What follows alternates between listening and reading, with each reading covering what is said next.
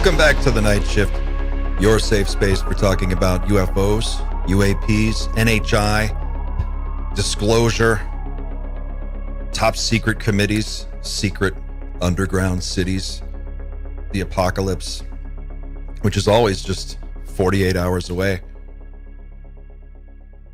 It's good to be back with you. It's Doomer Friday. It's 1:05 p.m. on the East Coast. Friday, April 10th, 2026. We narrowly survived a nuclear holocaust this week. Give yourselves a pat on the back. You've earned it. There's a lot to talk about. It's been a busy news week. Shout out to everybody in the chat. Yeah, hey, there we go. I don't even know where to begin today because there were so many crazy things in the last 48 hours. Guys, where are we at on the Chris Bledsoe thing? Let's start there. Welcome to our panel, by the way. Hey. Hi, fellas. Hi. Hi. Hasn't Bledsoe released a new video last week? Yeah, it's pretty cool. I'll find it quickly. But Apparently, there was AI involved, but okay. Very much so. Yeah, I saw the guy that recreated it perfectly by using like a laser pointer, right? Or something, Pavel? Or an out of focus light on a house. Recreated perfectly. So so are we sort of accusing him of creating something from scratch, or is it just an artifact of AI upscaling, or it sounds like it's an intentional AI upscaling and then passing off as a genuine orb video. I'm comfortable with that explanation. I don't know about Pavel, but that's how I feel. Same. Yep. Where's the actual clip? Is that up on Chris Bledsoe's I know it's on Instagram, but Instagram account? this is the clip, right? This one here. Yeah, that's the one. Okay, there it is. Yeah. So this is the real. This is the one he posted, not the one that the guy I'm claimed gonna to try to fake. find the one the guy made. Yeah, this is the one that Chris posted. I don't I mean, even if it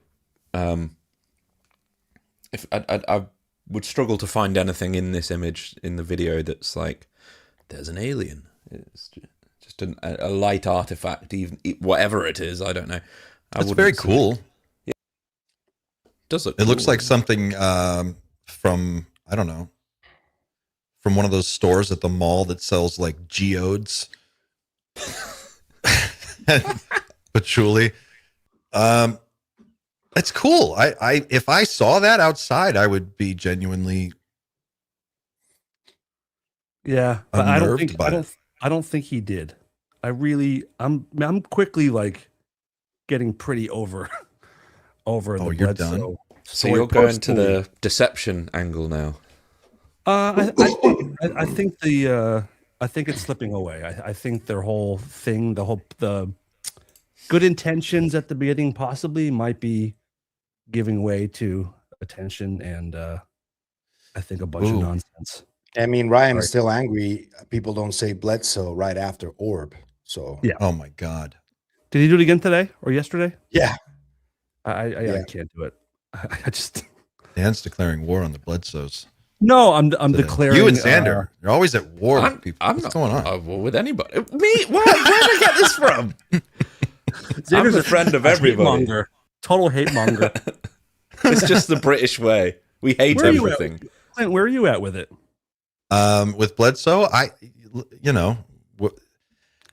the prediction was always so vague to begin with. Like, what is a new knowledge? Okay, well, the new knowledge could be anything. It could be like, oh, we thought we were all going to die, and no, you're not. Or maybe we are. Or it could be like just today, Melania made this statement about Epstein. We're changing the subject back onto Epstein from the war that we just fought and lost, where we threatened to annihilate a whole civilization. I mean, there are so many firsts every day now. It's almost hard to even process it. So when, if you're asking me, did Chris Bledsoe's prediction come true, or did the prophecy come true? I guess that's what makes it a great one. You could say, yeah. I don't know. I tried to. What do we know? I tried to set a standard for what this. You're completely right that every single day over the last sort of year, at least, has been a new knowledge, and some of it has been close to world shifting.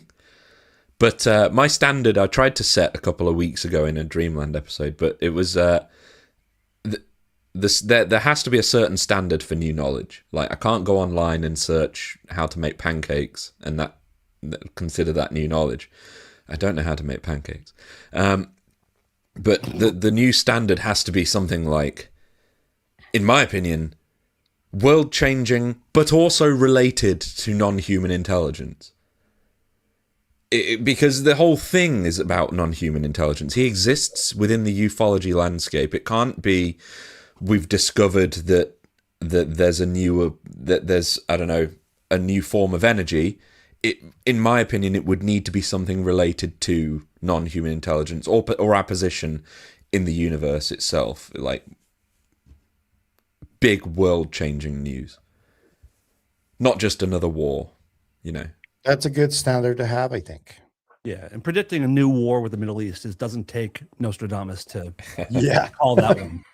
You can pretty much plan on that every They've been fighting 3 to 10 fighting years. for millennia, dude. It's like This might be a good time to direct people to the Doom vote, the doomerfriday.com website here. If I could get this to share. There it goes. doomerfriday.com/vote is the link. There you go. every Friday, no hope. And so this was put together by Mr. Justin. It's the I guess official Doomer Friday fan site. This is the first Doomer Friday fan site, guys, and it's getting better all the time. But you can go here, and as we talk about the doomeriest things of the week, which there are many, you can vote and escalate or de-escalate or hold.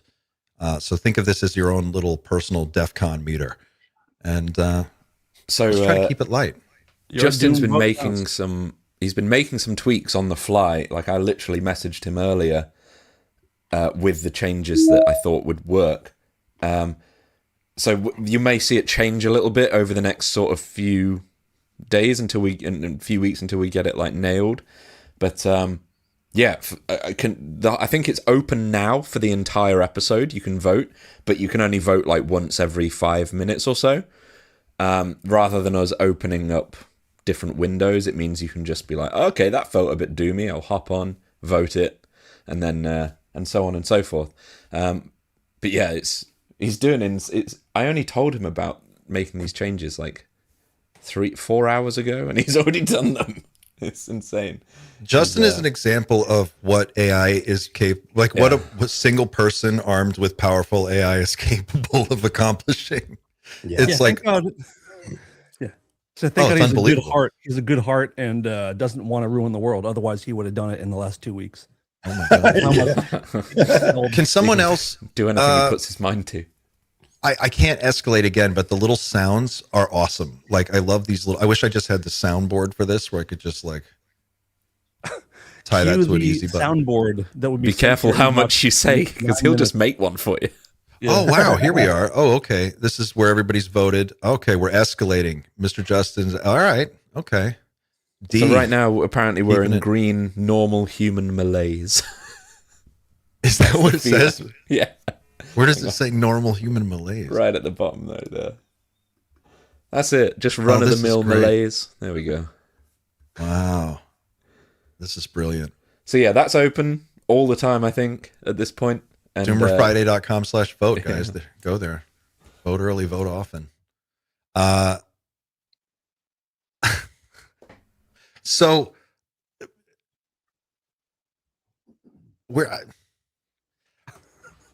I had a question for Dan. Oh, please. Oh no. Because you said you were sort of changing a little bit. No. You okay? You okay, Clint? I have so many things to ask you guys about. You were sort of swaying a little bit on Bledsoe, and I get that. I fully get it. But I personally can't find a coherent way to think that he may have had a true experience and that at any point he chooses to use the horrible phrase that I hate, grift. So, I mean, do you think it is possible that he did have a genuine experience, but now he's just so desperate that even now he will start to make things up? I think so, and I'm complete. I really, really do believe his initial experience is. I believe that to be factual. It makes sense to me. It doesn't sound like anything we haven't really heard from some people before. I just think it's gotten a little out of control, and I don't think it's not a money grift. It's like it feels like an attention or like relevance grift. I don't know. It's turning me off, and it probably is mostly. It's probably mostly Ryan that is making me sour on the entire thing.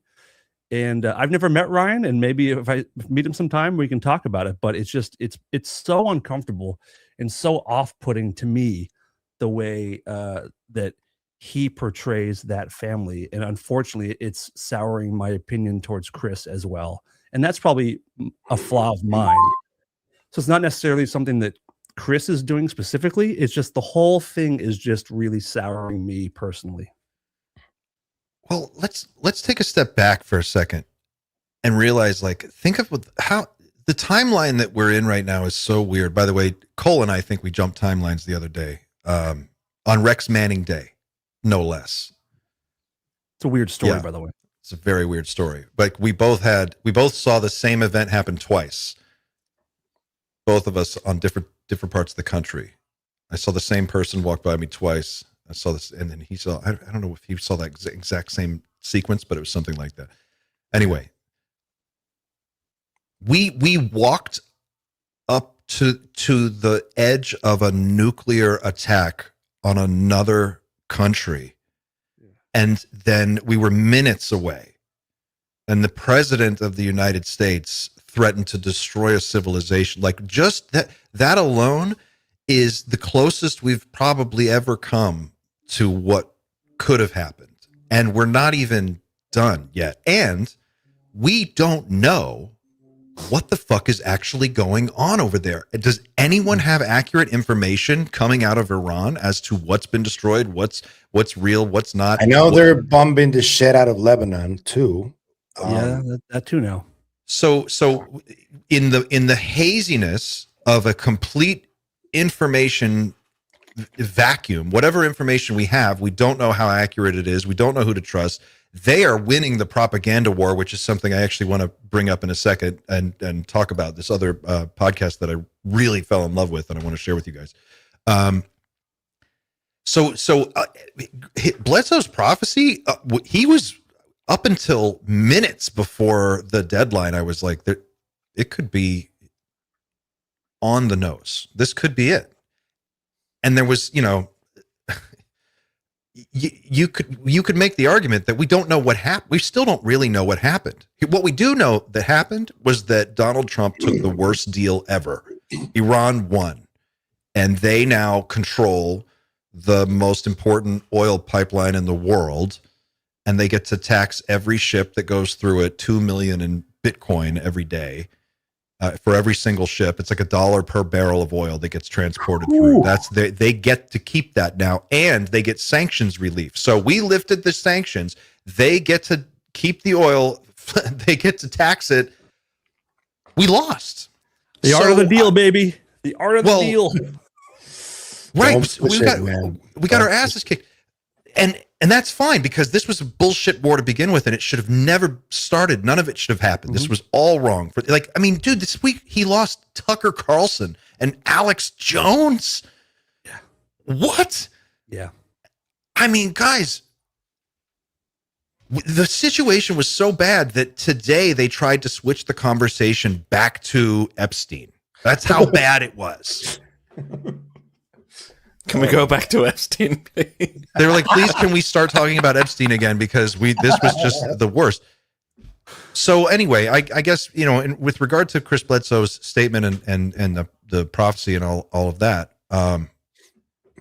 it looked pretty, like we were pretty close there. And who knows what actually happened? And what we do know now, the new knowledge that we seem to have is, like, we know the limits of American power for sure. We know what they are willing to try and do and what they're not capable of doing. Like there's some very interesting new knowledge, and the world is changing in a way that we didn't expect it to just a few weeks ago. So that's accurate in a way. You been watching any John Mearsheimer by any chance? Mm-mm. You should. You'd love him. Who's You'd that? love him. He's old. He's an old school a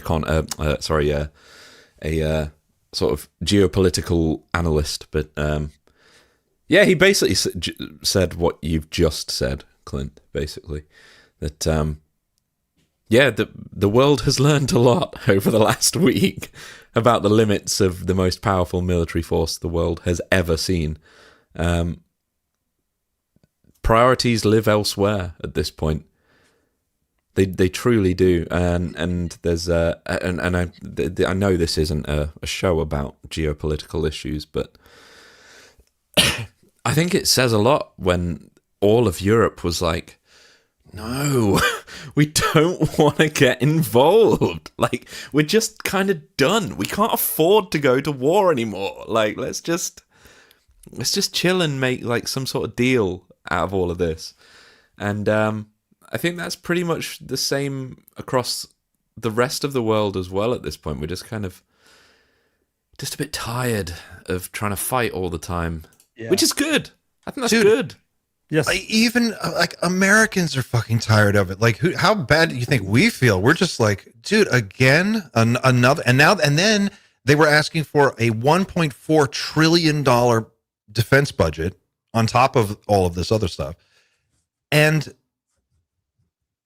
I don't see how you can look at it any other way. The American empire is crumbling right now. Like, they hit a bunch of bases over there. I had a conversation this week with Richard Dolan, and for an hour, this is all we talked about. Like, he was on fire. We were just going about this, and I know it's not, the show's not generally about geopolitics, but I mean, it is Doomer Friday. I mean, that was the closest we've ever come. And we practically are in a third world war if you really think about it, right? Iranian drones are being sold to Russia. Russia's using those drones. Ukrainians are fighting the Russians. We're sharing intelligence with Ukraine on how to kill Russians. Russians are sharing intelligence they have with the Iranians on how to kill Americans and Europeans. It's at some point, it's like, we just, kidnapped the sitting leader of a country in South America. How is it not World War III already? Just without. I would call it power grab. I don't think it's a world war yet, but we can get there pretty easily. But what happened in Venezuela was a power grab, very clearly. Like the whole drug cartel excuse. Come on, man. Like, your CIA created a bunch of those drug cartels way back in the 70s and 80s. So you're basically responsible for a lot of that. So to get in that high horse and say that it's because of the drug cartels and not the fucking oil, Venezuela has the biggest oil repository in the world. How is it not about the oil? It makes no sense. It's 20 hours ago, the New York Times posted an article about the new Venezuela approves new law to open mining to foreign investors. Exactly. Hey. Reuters, let's see, new oil contract models. It's funny how quickly all that just happened. This is like in the last 5 days. After oil, France 24, after oil, Venezuela opens up mining to private investors. I like, how are you supposed to keep it all in focus? Like, you're looking at your feed, right? You're just scrolling through your feed, and 1 second you're looking at like a meme, and the next minute it's a post that somebody put up, and then the next minute it's a horrific image of some horribly wounded person in a battlefield somewhere, and then on to the next thing, and then it's an ad for shoes, and then it's on to something else, and then it's something horrible again. I mean, God, it plays with your mind. Yep. There's a Just to bring it back to UFOs, if you don't Yeah, mind. please. There's please. If you remember, Dan Farrar, the director of Age of Disclosure, was on Joe Rogan. I think it was after the release of the film, but he was talking about. I'm going to assume that Dan Farrar did receive some sort of whispered conversations when he was making his film. He probably learned a lot and a lot of stuff, a lot of knowledge that isn't public. But he talked about a real one size fits all weapon that would come out as an absolute last resort, because it's so powerful you can basically only use it once before the world stops and goes like, what the fuck was that? So I'm wondering, we got pretty close at the start of Monday. I filled up my car. I went to get fuel that night because I said in the WhatsApp group we have, we're like, I'm going to go get some fuel, guys, because I might not be able to get any tomorrow. So I got some fuel, and that I felt like we were on the verge of when Trump uses rhetoric like destroying a civilization, that nothing short of nukes and up can achieve that. Right. So I was wondering why would Trump cave, is what I'm saying. If he's got this weapon that's maybe beyond nukes, does it have to be an internal threat to the US before they crack out this, let's call it the TR-3B, because that's probably what we're all thinking about. When does that get genuinely used in the battlefield as a last resort? Because we were pretty last resort at the start of the week. My guess would probably be nukes launched towards the US. That would be my guess. I don't know. I don't know how military operations work, but that seems like a last resort kind of moment. Yeah. I don't want to paint him into a corner on how he said this, but Richard Dolan did. We talked a little bit about something like this, and I asked him, because this year is the 10th anniversary of his book, Secret Space Program and the Breakaway Civilization. And so I was asking him a question about that. And I said, in 2016, when you wrote this book, the situation was vastly different. Things are much more tenuous now geopolitically. What would it take for the secret space program or some of our reverse engineered super weapons, if we have them, to be rolled out? And he said something like, and I'm paraphrasing, so, the interview is going to come out in a day or two, but more or less, he said, this wouldn't be it because this war isn't important enough. More than likely, this was just his assessment. And he was kind of saying, regardless of who the president is, and how much power they have and all the things they want to do, the deep state is there. And the deep state people have a method that they're going to do things. And some things they're just off the table. And maybe the TR-3B or whatever it is off the table. You can't just use that. It'd be a last resort doomsday kind of a thing. I mean, because once you reveal it, that's it, right? Last week's activities were not last resort sort of situation. I think it was. I mean, everybody was alarmed by Trump saying killing an entire civilization, wasn't it? Well, I also think maybe the idea is to use something spectacular like a nuclear weapon. I think there are a certain number of people who just want to see one go off. I think. Yeah.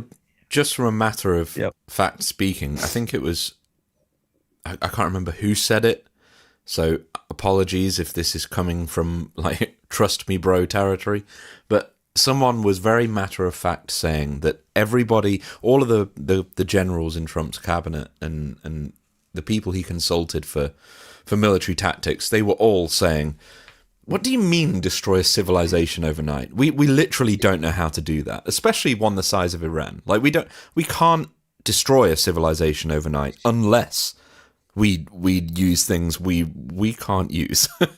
Yeah, there is but one way. Yeah. Yeah, there is, but 'tis but one way to cause such a stir. You have to drop a nuke or use something that we haven't even heard of. that you can't conventionally bomb that civilization into hell. There's just your military's big, but it's not big enough to do that. So it makes me wonder, what was the plan? What was the plan?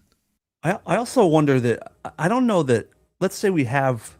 I know we're calling it a TR-3B, but whatever that super device is, or aircraft is, or delivery system is, I don't think Trump is the person who would decide to use that or not. I think he would say, do everything you got, and then whoever is at the top of making military strategic decisions would be like, okay, let's use our nuke, or they'd be like, let's use the thing, let's use the final device that Trump probably doesn't even know about.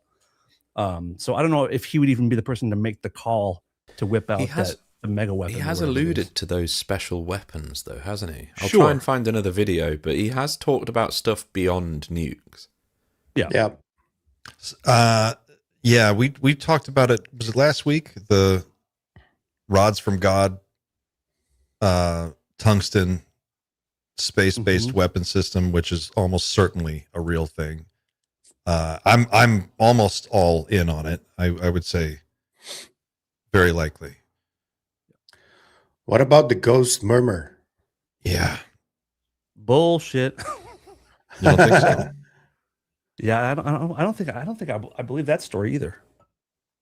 If that was an actual thing, if we could detect someone's heartbeat from, what did they say, 40 miles or 4 miles? What was it? 40-mile radius. Yeah. 40 miles? Okay. If we had that technology and we found 1 or 2 missing pilots, why would we mention how we did that? Why would we tell them, like, oh, we have this awesome thing called Ghost Murmur, here's how it works? Like, we would just tell everyone it was just a normal rescue mission. We wouldn't tell them, we wouldn't explain to the world how we did it with the exact technology. That doesn't seem likely to me. For keeping secrets, for national security reasons, I don't think you would mention that you have that kind of technology if that was real. Maybe it's just the propaganda effect of like putting it out there, but I'm with you. I think it makes more sense you want them to think you have magic on your side. Like, you want them to be like, what? Yes. These people just can't, they just do unreal shit. How do they do it? That mystery is such a powerful thing. Like, once it's gone, and which is why I think that's the thing that these reverse engineered weapons offer, is that sense of like, where the fuck did that come from? You'd never know, and you never saw anything. Yeah. Ghost Murmur? I mean, I could see, I've heard, what was the explanation? That it's like your heart puts out an electrical field that can be measured at a distance. Is that basically it? Essentially that, and then AI is used to filter out all of the noise and identify you. But I don't know plausible. I don't know if your heart beating is any form of DNA signature, because it would be a very expensive weapon to use in a very particular kind of scenario. Because if your heart isn't some level of some kind of fingerprint, then there's no way you could use it when there's more than 10 people in the 40-mile radius, because that too. And then also useless. Like if you're a pilot and you're found with your heartbeat, that would mean they would have to know what your heartbeat signature is before you go on the flight, which means they're testing every single person's heartbeat and having it in a database as to how it beats under certain conditions. Or maybe it's just as simple as, like, if you're looking out, maybe it's a different type of technology that just has a dual use purpose for this. And it could be something like, look, we can detect a heartbeat and we can tell if it's a human heartbeat or a field mouse or an owl. Like, we can tell. So in the desert, if it's a missing pilot, you can use the technology to detect these very faint electrical signals that are being put out by a beating heart, and then maybe with the right algorithm you could filter out all the stuff that's not human and be left with, you kind of know what a human signature would look like, and then you could isolate down to within maybe a few meters where somebody is. Maybe it's something like that. I could see that. Dual type of technology makes me reminds me of Viagra. Go on. Yeah, because it was supposed to be for something else, and it ended up being Viagra. Wasn't it a blood pressure thing? I thought it was. Yeah, it was supposed to be something else, but that's kind of what you're alluding to. It's maybe purpose for something else, but they use it for this. Maybe it's a system that makes a lot of sense when you're trying to look at a jellyfish UAP when it's floating over a base. But if you just tune it a certain way, you could pick out a heartbeat in a forest and tell if it's a human or a deer. You know, like you could look through any kind of camouflage because you're not seeing, you're just not seeing any of that stuff. You're looking for something else. I could see that. And even if you found like a cluster of people and you couldn't identify who was who in that cluster, just being able to identify 40 people in a big area where there's a lot of nothing around, and do it reliably, that could be really useful. Yeah. But I'm with Dan though. Why would you say that? I mean, why tell anybody that? Like when we were in Austin and Chris Ramsey did that crazy magic trick to you, Clint, that you still talk about and you're still in awe over it. I thought about it today. Yeah, of course you did. Yeah. If he did the trick and then just told you how he did it, you'd be like, oh, all right. And you wouldn't ever think of it again. And there's no mystery. Like he wouldn't keep you wondering about it. It's kind of the same thing here. Why explain how you did this amazing thing? Your Jedi magic. Yeah. At the end of the day, the technology to actually find somebody you've lost is pretty common. I mean, we can buy it ourselves. Why wouldn't a pilot just have some form of GPS tracker encrypted? Yeah. There were belts that they used to hand out to the military that were made of a certain metal that would show up in certain IR frequencies, so that the US, when they had their special camera, they would be able to see their own guys on the battlefield because their belts were all the same. It's something as silly, yeah. So they'd just use something like that. I don't buy there's any sort of heartbeat technology with this. It'd be such a huge waste of money to find one person on a mountain. I'm sure all pilots have some form of GPS tracker on them when they bail out, whether or not that's like a standard GPS or an encrypted or whatever to hide from enemy forces that are also using similar technology. I don't know, but it's definitely not some sort of heartbeat thing. Not a challenge. Well, it just felt like propaganda. The only reason you would put that out there would be maybe for I don't know, to impress your own people, to make to domestic,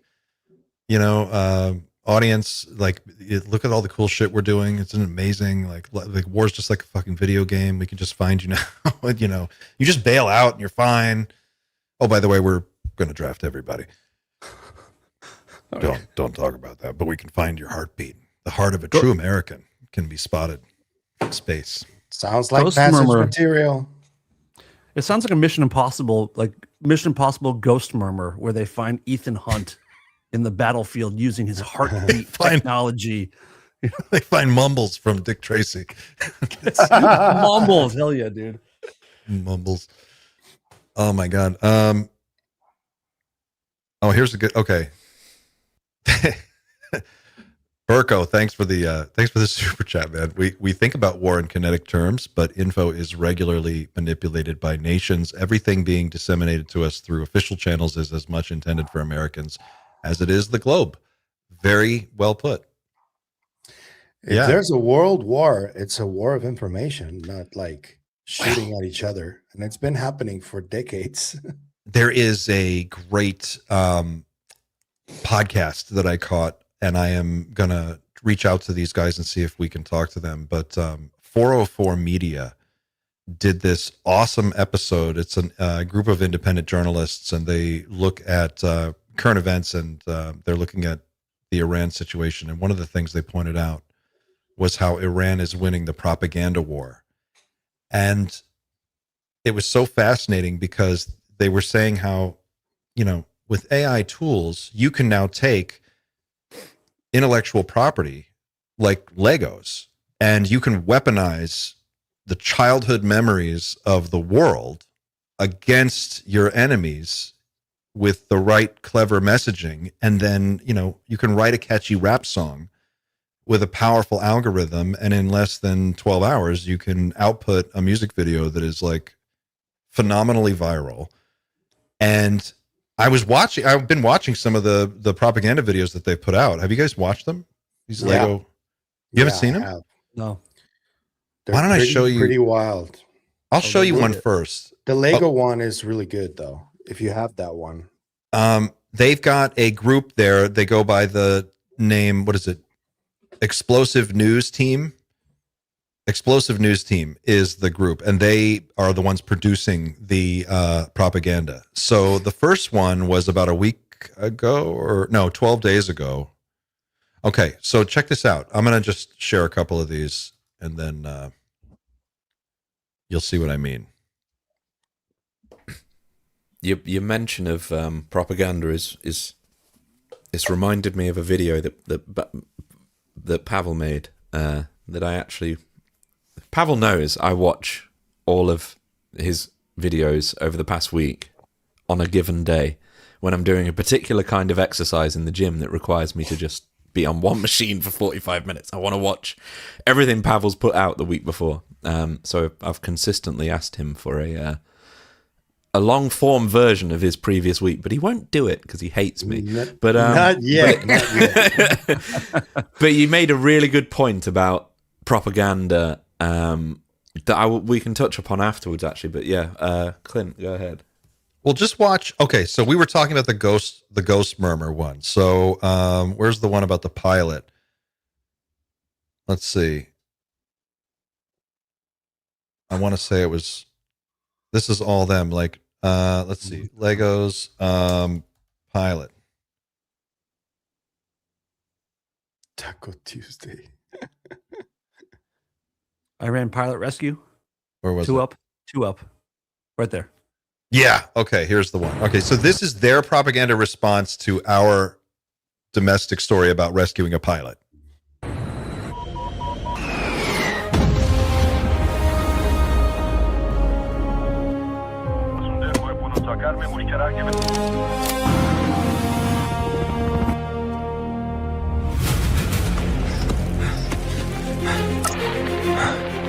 God is good. He's alive. Go get our boy. One American behind enemy lines. Wounded. Surrounded. We bring him home. Viper 1-2. Hang in there. We're coming.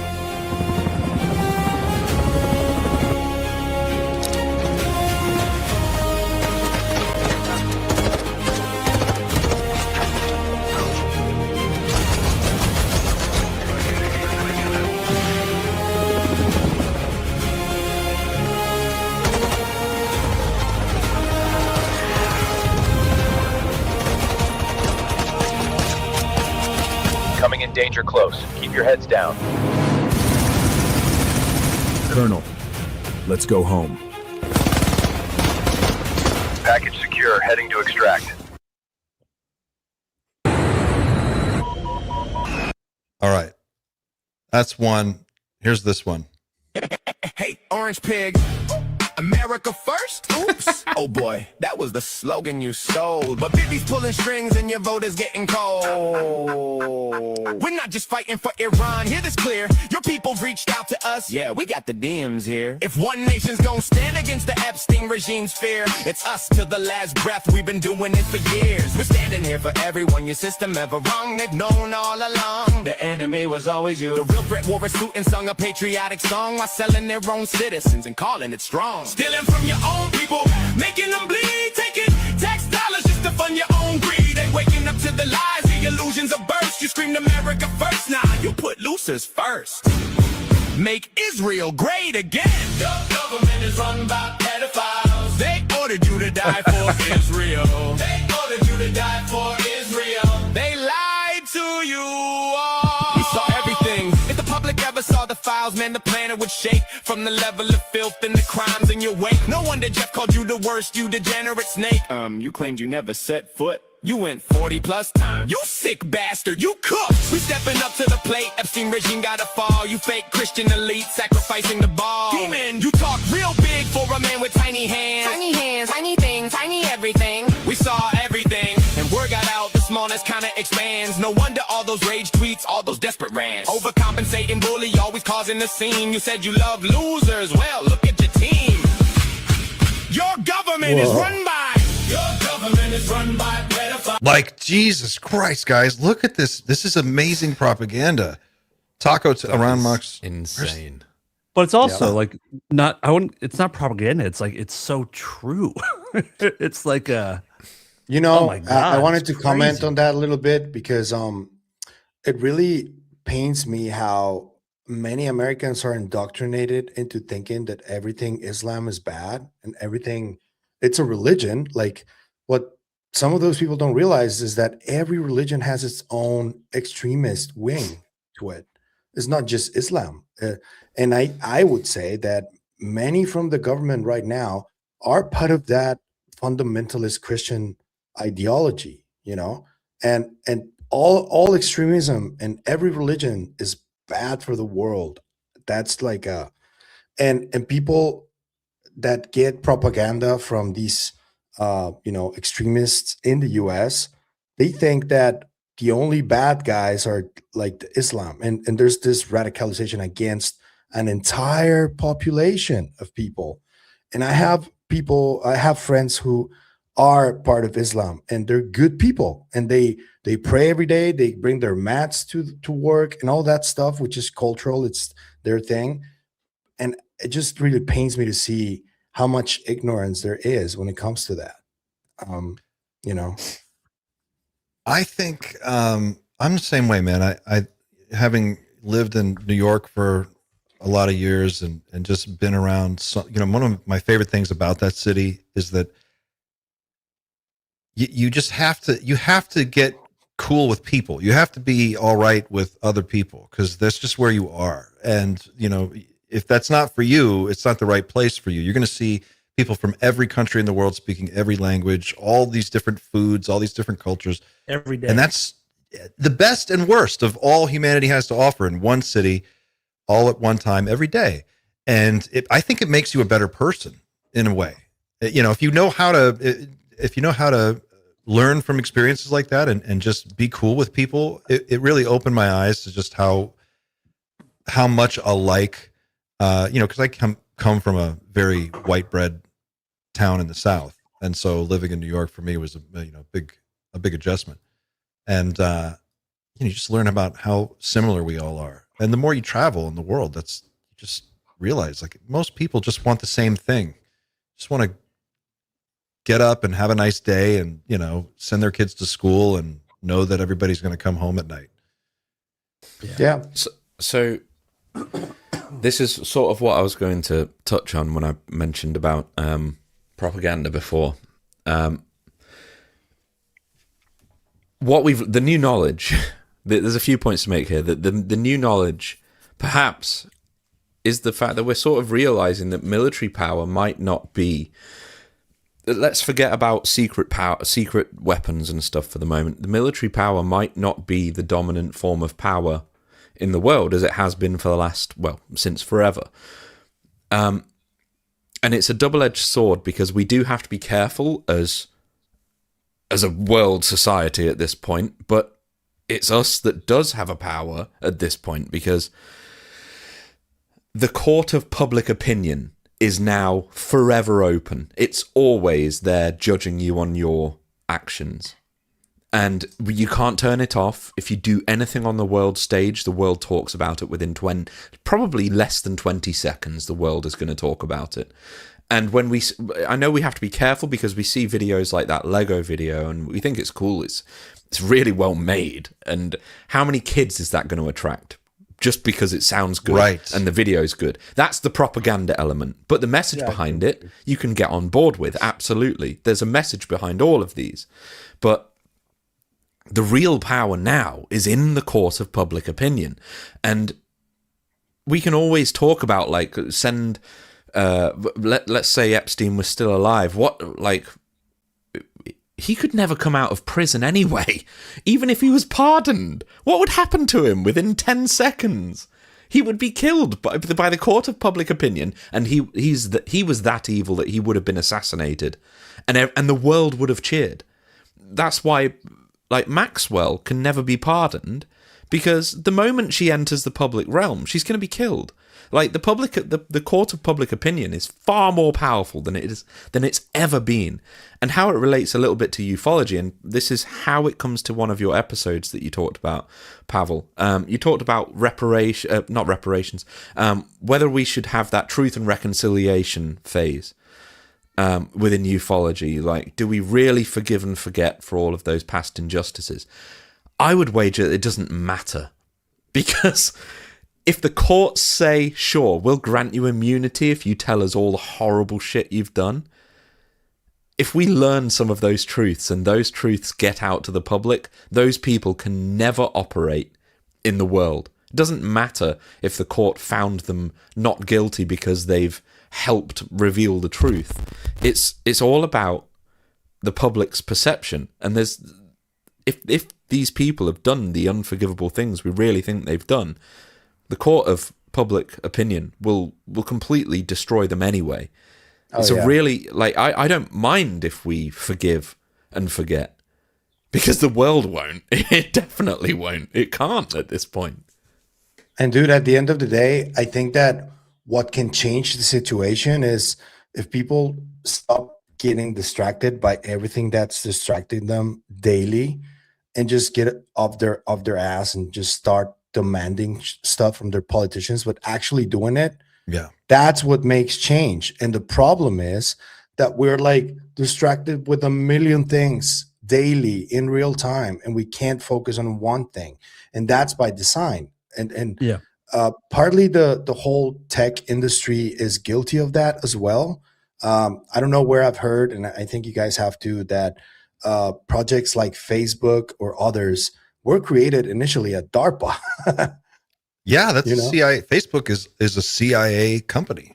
Yeah. So it was incorporated on the same day that the CIA's, was it the DARPA project called LifeLog was shut down? On the same day they incorporated Facebook. Sam Tripoli just spoke about this on Danny Jones, I think. Yes, that's a great one. I want to share this real quick because I don't want to be accused of only sharing one side. Like what we just saw was the Iranian propaganda, which I think is very effective because it taps into some very real problems here in America that I think people are sensitive to. And one of the points of this analysis I'm going to show you in just a second is just why it's so much more effective. And I thought that was really useful information. But let me show you this first. This is on a piece of American propaganda. This is actually put out by the White House. So this is us. And this is what, in the next clip I'm going to show you, they are comparing these two pieces, Iranian propaganda versus American propaganda. Check this out.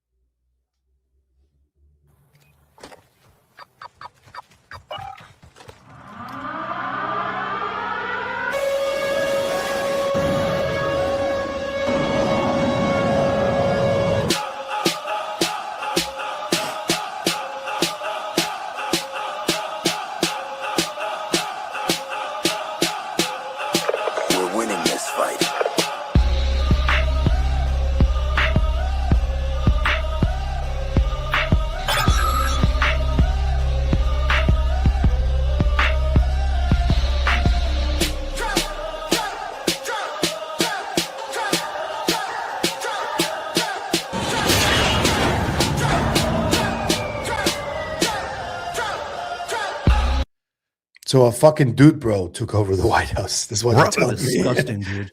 Right. Well, that was part of their point. So let me play you this clip. Now, this is 404 Media, and they're independent journalists analyzing this propaganda back and forth. And listen to what he has to say. This is really, really interesting, and it just opened my mind a little bit. Iran has known that America is its enemy for a long time, and has studied us and watched us, and knows that we respond to cartoon characters.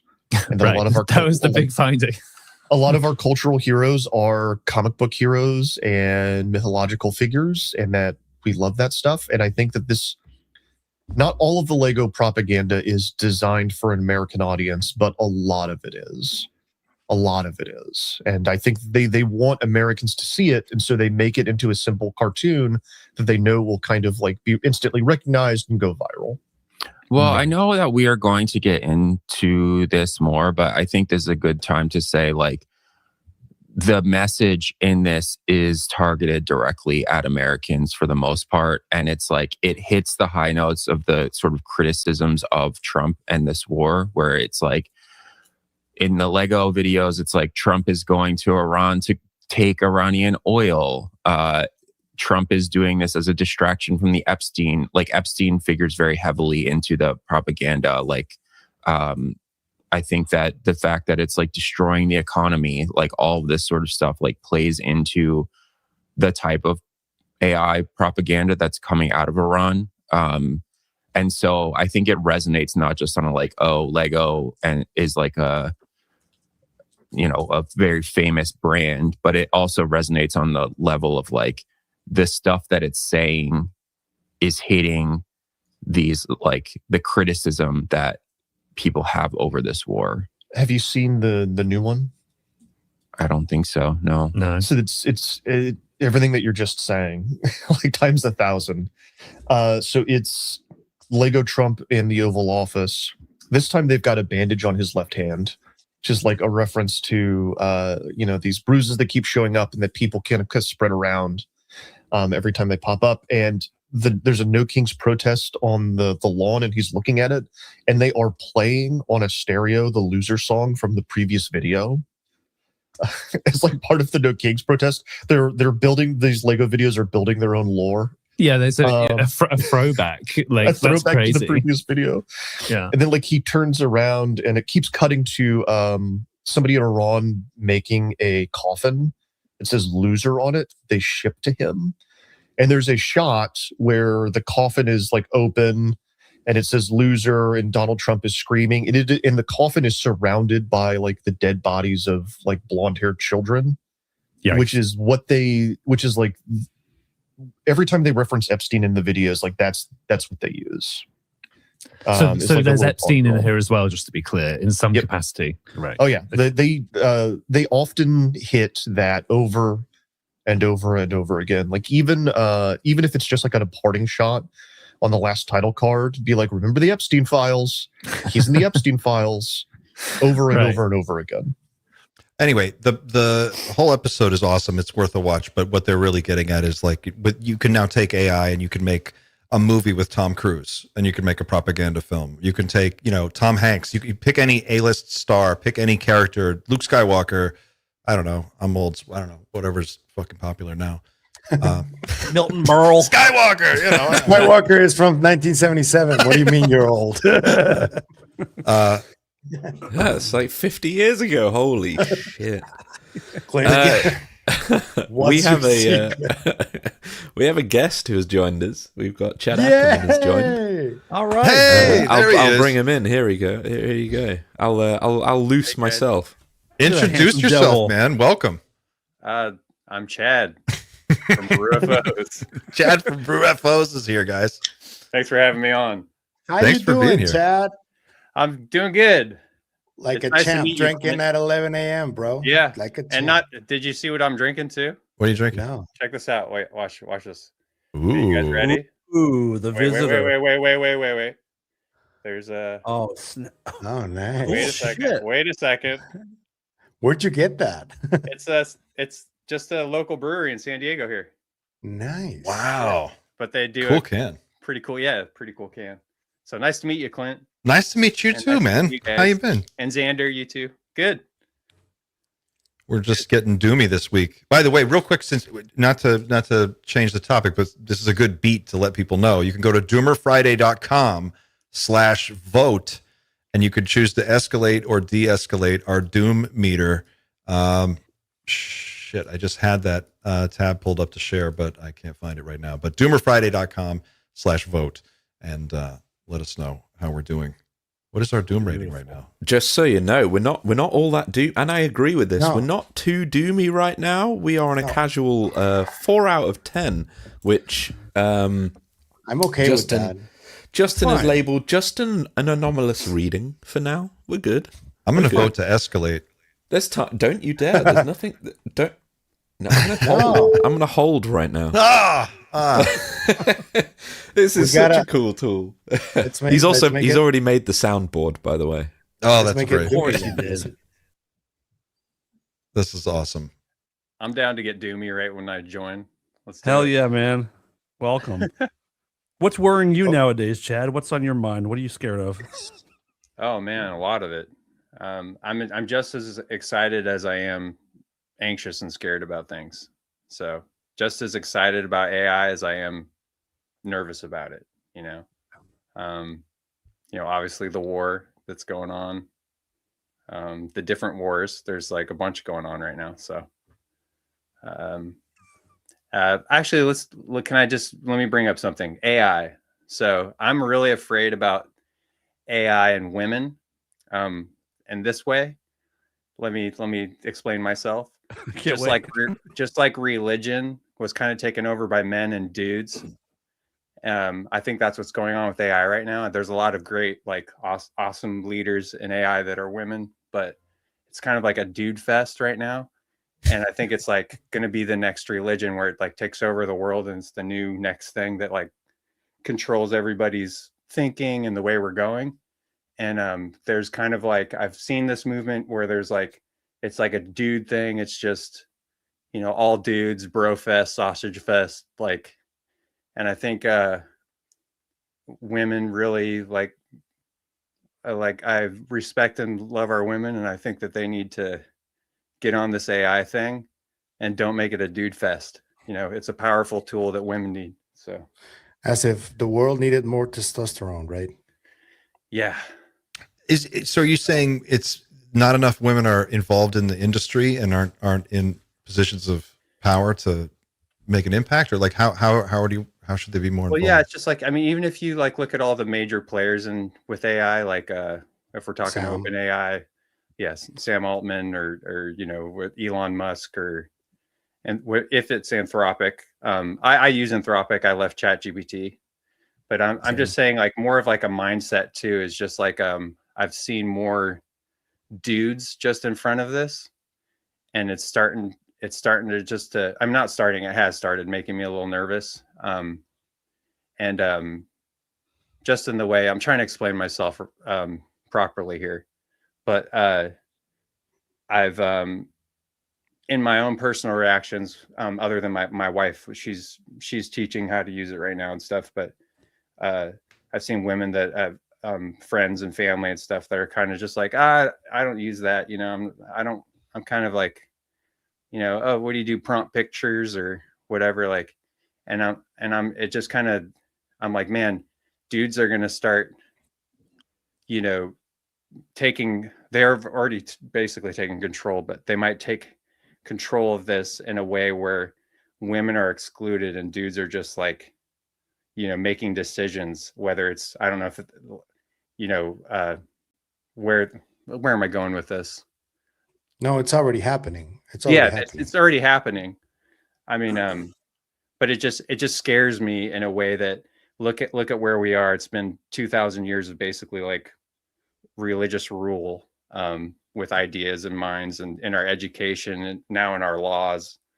And I'm wondering where this is going to go with AI, and women have been really excluded from those decision making historically from everything, really.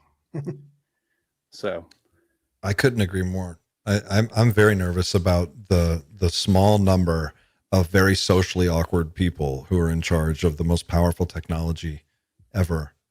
And it seemed really obvious to me that as soon as there are millions and millions of humanoid robots kind of invested in the economy, and they're just sort of doing jobs and working, like a group of like 12 people is going to have control over the whole economy. Like, it's going to be completely vertically integrated. There will be no room left for regular people. And I don't think anybody's really prepared for that. I don't think they understand what's going to happen to like families, and what's going to happen to parents, and, what's going to happen. This is something where I think these guys are so wrapped up in their own mythology that they've created about what AI is capable of providing for us. And I think in probably the fullness of time, we'll be able to do really amazing, wonderful things with it, but not without some guardrails in the early days to make sure it gets off to the right start. It's scary, man. Yeah, that's a dark forest for sure, right? Yeah, the socially awkward thing, like, I think I'm pretty socially awkward. But like what you're saying, guys in charge of it, like I'm pretty awkward myself. I think it's just more intention behind it. And we need people with good intention programming AI and people with good intentions that are thinking in the future with AI. And, you know, and I just don't want women to be excluded from that. So that's basically, I think, what I'm saying. I think I meant I am the most socially awkward person I know, for sure. Like cripplingly awkward. But I understand what you mean, and I wasn't trying to say it like that. I think what I was saying was, you know, you have a group of people who are genius level smart business people who can optimize their companies and achieve amazing results, and then they are fueled and powered by like what seems to be endless investor capital that's pouring into this industry. And so along the way, they're promising like, oh, we're going to cure cancer, we're going to fix climate change. Like, you can put all your hopes and dreams on this one thing that we make. And when you look at these guys and you're like in a one-on-one, whenever you see them in a one-on-one conversation, it's like Mark Zuckerberg clearly doesn't have a sense of like how people are in real life. Like he's just not, he's one guy with one vision of what the world needs to look like, but he has this enormous amount of influence over how everyone thinks. And I don't know. I just think, you know, you're at the mercy of the ethics of the people in charge of the tools, and those are the people in charge of the tools. And I don't know that they're the most ethical people, especially Sam Altman. I mean, everyone who's worked with that guy has said, like, don't ever trust this dude. That article this week was crazy about the Sam Altman article. I was literally about to mention that. That was crazy. The guy is literally nuts, apparently. Like a crazy. Do you have that article? I will try and find it whilst you guys can carry on. I'll try and find it. Like complete disregard as to like what can go wrong with it. Just whatever can move him forward, whatever helps him, whatever gets him money. Like no care whatsoever. No weight of responsibility for what he's doing whatsoever. It's terrifying, actually. That's the thing, right? Like, it's like an AI that's optimizing itself, right? Like, imagine that's what he's doing, right? As an individual, he's one person optimizing his own success, his own company, his own, you know, future. Now imagine millions of those all running around just trying to optimize everything all the time. It's just, when you hear what other people have to say about this guy, and you realize how powerful the AI technology is, like they're downplaying its dangers and really playing up the potential benefits of solving everything. And the weakest link in this whole chain is like, it's like 12 people who really run it. I don't understand how that works. I also don't understand how does it work when, you know, in 20 years from now, the hardware is so powerful that you're able to run open source models that are as powerful as the frontier models of today, or maybe even 3 years from now. Yeah. This article by Ronan Farrow, again, if Ronan Farrow has you in his sights, you're fucked. You're smart. Yeah, you're smoked. It's a pretty crazy write-up of Sam Altman and what's going on. I may have shared it prematurely. I can't find the actual article right now. Wasn't there allegations from his sister too that he like molested her when he was younger or something? There's a lawsuit. Like, these are the guys that are behind programming what's going to control the future. Like, what the are you allowed to? We're allowed to. Yeah. Fuck yeah, what the fuck, dude? That's right. What is going on here?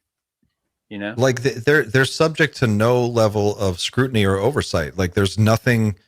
Like, I give Elon the hardest time because he's the richest of them, so fuck him. But like, he is constantly flying around the world in a K-hole. Like, he's just, you know, like he controls more satellites than any other entity in the world. Like, this one guy has his own private space program. You know, he's got billions of dollars in government contracts. He's in charge of sensitive information and technology and like all of this stuff.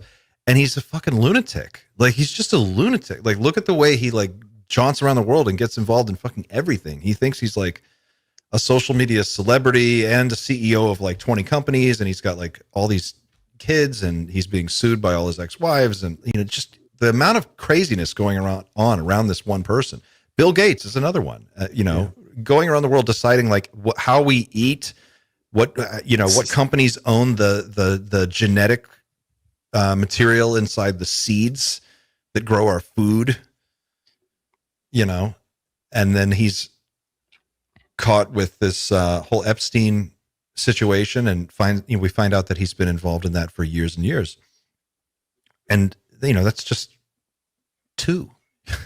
Think about how many, there are not that many of these guys, and they're all kind of shitty. I don't know. Bottom line. It's like Alien Earth. You guys watch Alien, or just Ridley Scott's story, like where it's like is it 5 companies that like in the future run everything? It's so good. I watched is there another season out? It's coming. And Peter Dinklage it was announced. Yeah, it was announced. It's really good. How does it? Yeah, it's like 5 companies run the whole world. There's only like 5 corporations, and there's no countries left really. All the countries are just owned. We are getting there. We will get there, I think. Yeah. We were trying to decide earlier before you got here, Chad, that whether or not we thought Chris Bledsoe's prophecy had come true. Mm. Was it the 6th that was supposed to be on or about the 6th? A new knowledge, which is right about the time we were tiptoeing up to a nuclear holocaust threat. Yeah. What do you think? Do you think it came true? Do you think it came true? What do you think? I don't know. No, I don't think it did. You don't think it did? I mean, I don't know what you guys think of Chris Bledsoe. There's part of me that looks at him and thinks, wow, he's the sweetest, like nicest man that's like got good intention and he seems pure and stuff. And then there's also something that within my gut and stomach that's like, whoa, wait, just listen and watch carefully, Really? Yeah. Can you elaborate on that? Like, what do you mean? There's something in me, almost like just something inside me, like when you meet people and you're like, oh, they seem nice, but then you're like, wait a second, something's off here. Mm-hmm. Like, there's something that like a inner something, I don't know, part of my consciousness that just says, wait a second, like you got to be cautious with this person. That's what I get whenever I watch them. Yeah. And you can't quite put your finger on what it is. It's just not yet. But I've never, whenever I trust that instinct, it's always served me well. So if you don't mind, anybody else have that? There's one thing I want to point out about Chris Bledsoe specifically, is that, and it's such a small detail, he was at the hearings on September 6th last year. You were there, Clint. He was behind us in the line. He didn't actually get in to the hearings. There was no need for that man to be there at any point. I don't know if he lives nearby. I don't think he does. America. He lives in North Carolina. Is that far? Close? I mean, you could drive it. Is it worth the trip for no reason? He didn't drive though. Yeah, I came from California. I mean, I think if you just want to be there, you go there. I'm just. I mean, it wouldn't be a big flight. There was no gain for him that he would have got from being there, unless he had like specific things set up, like other than the hearing. But he wasn't given special treatment in the hearing, as far as I'm aware. He did not make it into the hearing in any way, because Clint, you literally got the last ticket. You were in that seat right in the corner. Yeah, last two. Yeah. So like, I guess I'm trying to figure out why a man that was trying to deceive everybody and make lots of money and stuff like that, and everything that comes along with deception, would travel to a hearing that had nothing to do with him and really wasn't the most publicized hearing or anything like that. It just felt like it very out of character for somebody trying to deceive, but at least may be the action of someone that believes what's happening, but is simply being deceived by other people. Maybe he was lured to Washington saying something under the impression that something more might happen. I don't know. It's just worth a thought. I'm wondering if you have felt anything similar, Clint. In terms of just him having it seeming why was he there? I think for the same reason we were all there. Yeah, he's not got has he got his own podcast? Does he care like in that way, like, or does he care in terms of I need to make money from this opportunity? I think it's probably, look, I think this is a tricky one because in very real terms, and this is hard for even for me to say because this is such a tight community and I don't want people to misinterpret what I'm saying here, but this is it. Like, you guys at home watching, us here, the other podcasters that we know, and maybe some of the ones we don't, but maybe you guys know. I mean, it's not a huge community. Like, we're it. And that's kind of awesome, right? Like, you guys were here first. You were in before everybody else, before it was cool, but we're it. It's podcasters and creatives. 20, 30 years ago, it was Art Bell and it was, Coast to Coast, and it was a different thing. And now, like, it's this new thing. It's a new generation of people. And I think that when they get together, that's a powerful thing. And I think it's the feeling of being in a community of other people who kind of get it and who are at least trying to get at the same truth. That's refreshing. And it felt good to be there. It felt cool to meet everybody. So I could see, whether or not, his information is accurate or his experience is real, I could just see the draw to want to be around other people that are interested in this. I fully get. For the record, I'm not trying to insinuate any sort of malintent on his part at this point. I simply don't know. I'm just trying to understand, like, what his motivations for being there would be if he were somebody that were trying to be deceptive in this community and take advantage of the community in any way. Like, I'm sure there's a way. I don't know. I haven't identified it. And it might be the case that there was potential for opportunity. I don't know. Maybe he's got a lot of time in his hands. I don't know. One pet hypothesis that I have about that case, and I'll just throw this out there. I'm not saying I know this is what happened, and I'm not trying to like stir up shit just to see what it smells like, but I am putting this out there as an alternative hypothesis. Whether or not it's true, that's for other people to decide. But having read his book and looked at his case and listened to his interviews a number of times, it is spectacular what he describes. The things that he saw are spectacular.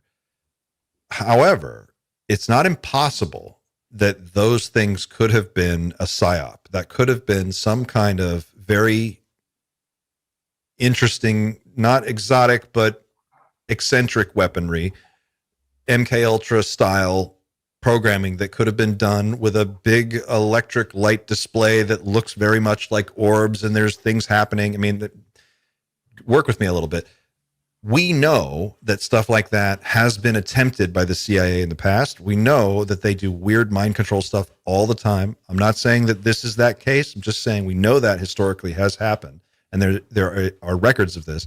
So is it, if you were looking at the two possibilities of like, maybe he is being psyoped or it's really aliens, it's more likely that it's a psyop than aliens. Not saying it's not aliens. I'm saying it could be. But that's just another idea.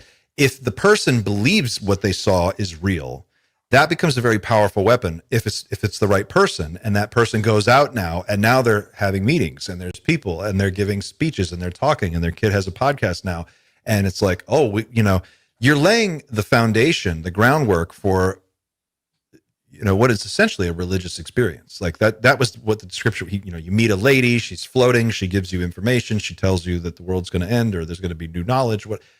He had this prophetic experience, and then he's filling the function of a person who just had that, is going out and talking to people. I don't know why you would do that if you were trying to psyop this community or mess with one individual person, or maybe you're trying to plant the seeds of some kind of religious idea in people's heads so that if you did Project Bluebeam them later, you could call upon that. I mean, look at how much time we spend talking about it. Like hours every month. We're just going on about Bledsoe. I think that's just that you're on the same page as me in terms of like I don't attribute his appearance in Washington on that specific day. It was maybe 15 minutes we were stood in line with the guy. But it stood with me because I was there. And nobody else knows that, like, on September 6th, Chris Bledsoe queued for hours and didn't get in. And it's like, nobody knows that as a fact. But it's like, that little detail weaves itself into the narrative of the Bledsoe family for me personally. And I'm the same as you. It's like, if I was being sincere, I would want to be around this all the time. And I am being sincere, and I am around this all the time. Like, it's all you think about. The band is getting back together in less than 2 months from now, and I can't wait. I'm going to hug Pavel until his bumhole tingles. It's going to be amazing. Like, bumhole. You're so English. It's crazy. They just escalated the threat level. Okay, great. Threat level midnight. Me and Pavel are going to cause quite the stir. Yeah. But like that's I live and breathe it because I just love it, and I'm not making money, and I'm not here to make money. And if I was somebody that was here to make money, there would be better opportunities than showing up to a hearing on September 6th and have no part in it whatsoever. That's really the only thing I was trying to say. Maybe there are opportunities. I don't know. No, but I think if you're part of the community that we're talking about, and you're a figure like Chris Bledsoe right now is kind of a central figure, which is fine. And if that's the case, you kind of need to be at these things just to kind of like, I'm part of this. I'm here, and also I think his interest is genuine. I think he was also because I was at the hearing before that too, and I think he was there as well. But there's plenty of people wandering those halls who you recognize from interviews and from articles and from documentaries, who don't have any hand in these hearings, but are just there to because it's exciting and to kind of just support the cause. So I don't know that there needs to be like an angle to be there. Like, we didn't have an angle. We just care about this very, very much, and we're there. Which I know you're not saying it's not that, but can I add something real quick? No. Just a couple of things. One is that what doesn't sit well with me generally is the fact that I don't know if Bledsoe does it as much as Ryan does, but they slap the whole religious aspect to it. And it's almost as if they didn't read the literature that's been out there for many, many decades, that one of the possibilities is that this phenomenon does play with human perception. And I think that across the board, pretty much everybody who has studied this may have thought of that, or maybe thinks that way. And especially Brian, he does all this Jesus Christ stuff, like, and I have nothing against Jesus. I actually like Jesus.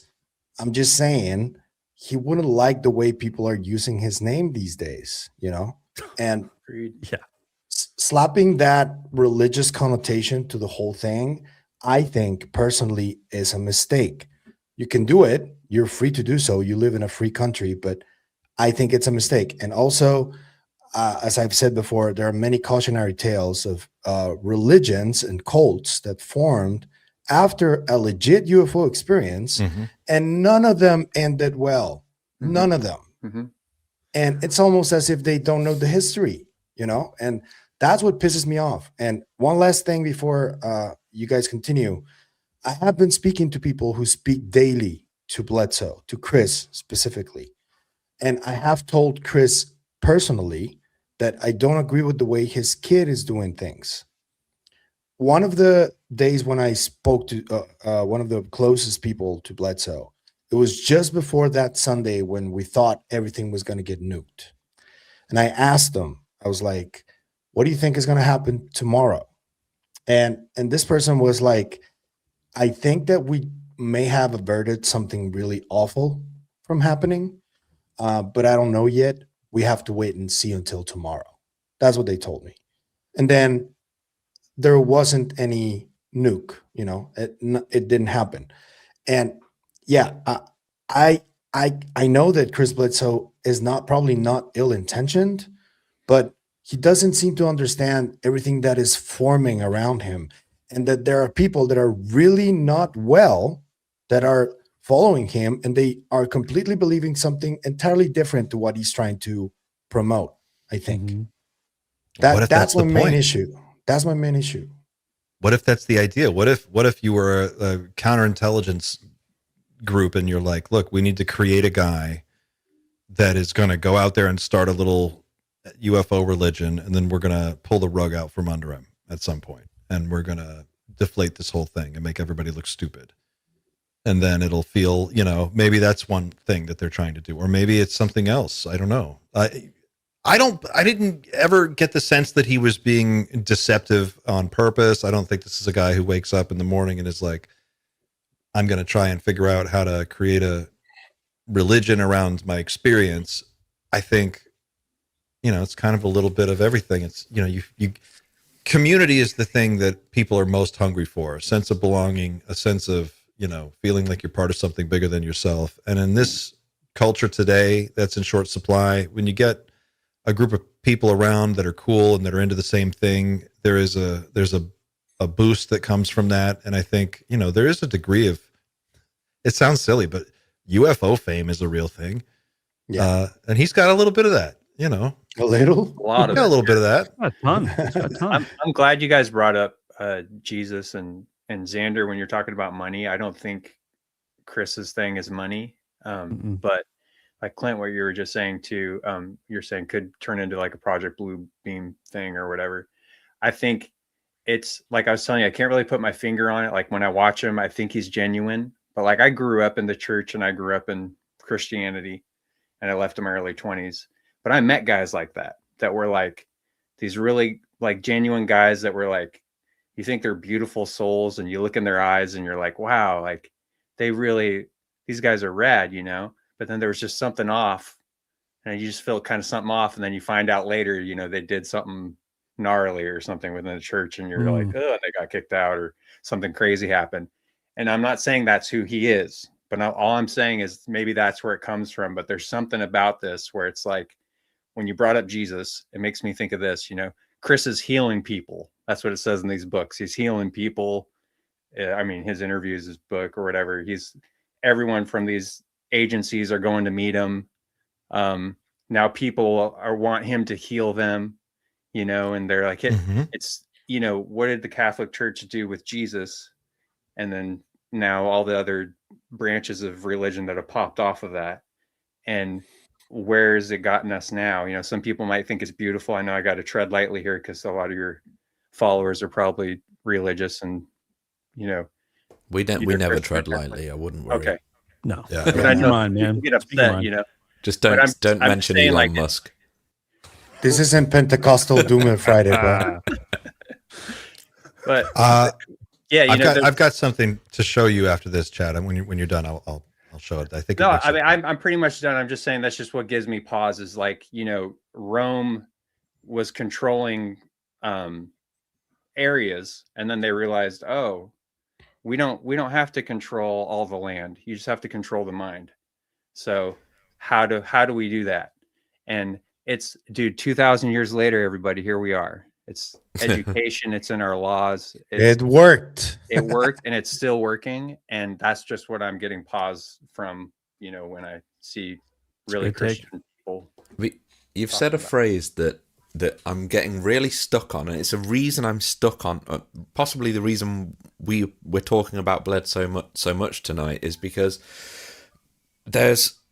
you said it perfectly. There's something off, and I'm trying to find what that off is. Is it deception? Is it he is being deceived, or there is something else we've not thought of yet? So Dan, at the start of the show, he's admitted that his opinion is sort of changing in a soft way from perhaps, these guys aren't trying as hard as they should be to provide the truth of what they're claiming to be able to provide to people. That's probably a reasonable way of characterizing what you're saying without saying that the Bledsoes themselves are trying to deceive people.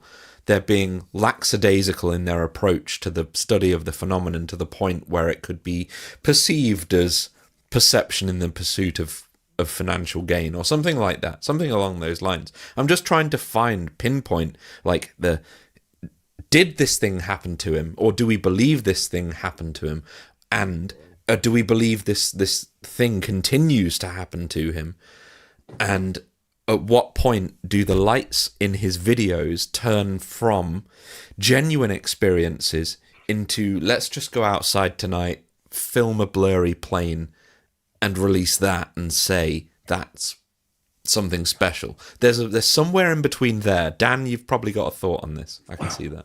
I do, but please finish. I get very excited. I'm sorry. I'm very close to finishing. I'm just trying to find the point. That's what she said. I'm just trying to find that point between grifter and total believer prophet level. Like, that's been, for a lot of people, I'm sure, it's been a sliding scale for the Bledsoes over the last year. And now we're in the year of the Bledsoes, and we're in the month that they said stuff would be happening. So I'm just trying to find that point. Are they completely genuine, or are they somewhat genuine but trying to hold on to a fan base that provides them with food and water? It's a complete gray area. So I will say, like, they are absolutely 100% not completely genuine. That is absolutely for sure. When you guys had Patrick on from Vetted, my buddy Patrick, was on a few months ago, and he talked about Contact last year, which I was at, and Chris Bledsoe had a sky watch where people from the event would come, and on the ground you watch the sky, and he predicted that this orb was going to fly by, and people had laser lights, and people were using lasers to try to make contact with something. And as this light started approaching, Bledsoe told everybody to stop using their laser lights and was adamant about it. And the reason is because he knew that was a fucking airplane, and he knew the flight path. He knew what plane was going to be coming in, and people in real time were like flight tracking what was going on. So he knew damn well that it's a felony to shine a laser at an airplane, and had everyone adamantly turn their lasers off because he knew that was an airplane. And that is active, premeditated deception. So again, his original case and what happened to him, I think, is real, but he is definitely not 100% sincere in his actions. And I think between the two of them, his son is more of the problem. I'll say it over and over again. I think Chris has some good intentions, but I think Ryan just comes off like, I don't know, just a bit of a snake. I don't know. It really creeps me out the way he operates. But again, there is some deception there, 100% for sure. Doesn't mean there's not good intentions behind most of it, but there's some weirdness going on. I want to There share were people. this There were article people on real that. quick. There were Hold people on. on that sighting that were saying that's a plane, and That's what I mean. nobody Yeah. paid attention to them. Right. Hmm. Right. They were just kind of pushed off. It's the same thing Stephen Greer says in that video where they're looking at the flares get dropped out of the back. Same He's like, thing. turn off your night vision. Come on, everybody, turn off your. This is an article from The Guardian from 26 plus years ago. Wow. This is David Hambling investigates the ultimate psychological weapon, the voice of the Lord. Okay. February 2nd, 2000. This is before September 11th. That's how far back this is. We are in Baghdad in 1991, and something strange is happening. A hush falls over the city as a huge, shimmering face materializes in the sky. Soldiers and citizens prostrate themselves as each hears the voice of Allah coming from within, commanding them to overthrow the evil and treacherous Saddam Hussein. Within minutes, an angry mob is storming the palace as the guards flee. This highly imaginative scenario was proposed by U.S. Air Force planners for a bloodless victory in the Gulf conflict. The idea of putting words in God's mouth is not new. The Baghdad plan involved projecting a giant hologram over Iraq. This kind of projection requires a mirror behind it at the scale of the project dictated, a mirror several miles across up in space. Orbital mirrors have to be lightweight. Anyway, they go Yeah, on just to use say drones.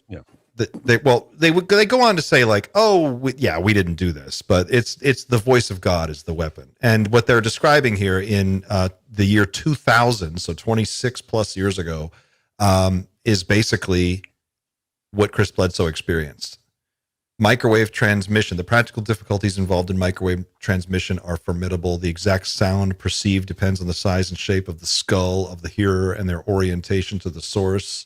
Microwaves can be reflected or damped by solid objects, so there's a risk that God's voice will have the underwater quality of a poor radio reception. Well, let me ask you, this sounds a lot like Havana syndrome. Yep. Mm-hmm. So we know that the CIA and the KGB were working on Havana syndrome type weapons as far back as the 1980s. Whether or not they operationalized those was a big mystery. And apparently we thought they never operationalized it. But yeah, this is basically they go, although the plan had major technical hurdles to overcome, this is the Air Force, the main reasons for rejecting it were cultural. Images of Allah are forbidden in Islam. Yeah, but depleted uranium shells, those are allowed. We can fuck you up with some A-10 Warthogs going after your tanks. There are also fundamental problems with psychology, blah, blah, blah, blah, blah. So sophisticated weapons that can supposedly do the things that Chris Bledsoe says he saw. What did he say he saw? He saw glowing lights, balls of light chasing him around, a floating a see-through hologram floating blonde woman in a bull. And then he thinks he was given an object, the one physical artifact that he talks about in his story. Little that was put in furry his thing, hands. right? And he says, I put it down and I don't know what happened to it. I dropped it in a dog kennel in it. I never saw it again. Okay. I don't know, man. Something's something's not right here. Something doesn't add up. Well, let me ask you this, Clint. Let's first of all, when you're just saying earlier that it might be a psyop, my thoughts sitting here, I was like, why would they pick some contractor in 2000, some random contractor? And then as you're talking just now, I'm like, so maybe if it was that, would they pick one person or do this with like 500 people and see which one sticks? And why would they pick a humble carpenter? Oh, come on. Damn it. You got me. No, it's true. You got me. No, that's a good You gotta point. be careful with this point. stuff.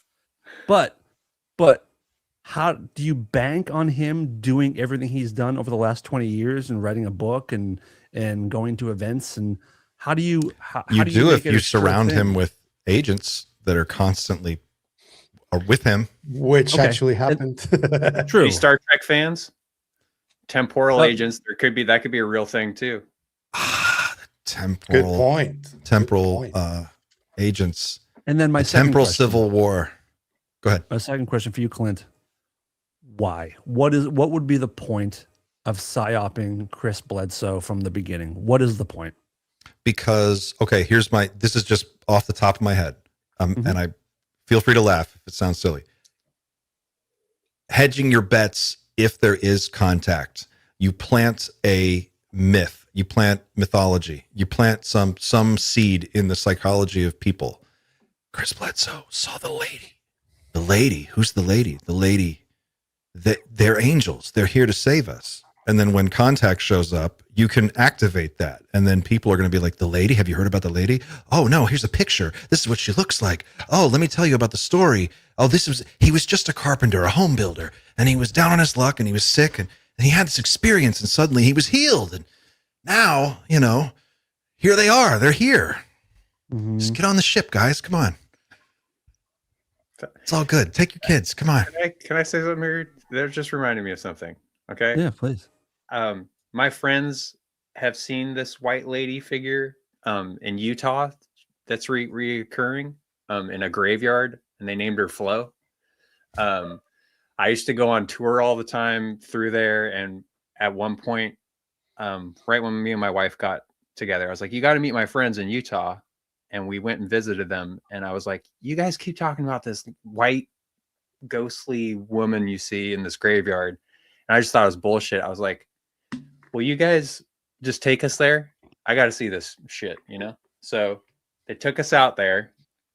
We're at this graveyard. You flash your headlights, you know, twice on this graveyard, and then you wait. Nothing happened. And I was like, you know what? I was like, fuck this. I'm going to, if, you know, I'll give her 5 minutes. If she doesn't show up, like, whatever. Right when I said that, it felt like I was underwater, like at the bottom of like a 15-foot pool or something. I was like, whoa, like gravity felt weird. And I was like, oh, and then everyone was screaming. And I was like, oh, I looked over and everyone's pointing ahead, screaming. And there's 5 of us in the car, my wife and my 3 friends. And I look in front, and above the ground, I see this weird fluttery, like like white thing going across the road like this. And it's the only way I can describe it is it looked like someone had a flashlight or like a projector, and it would appear and then disappear and then appear and disappear. And it was getting closer and closer to the car, right? And everyone's screaming, and I feel like I'm in slow motion. And I'm like, and they're like, drive, drive. So I turn on the car and we just drive right through it, right?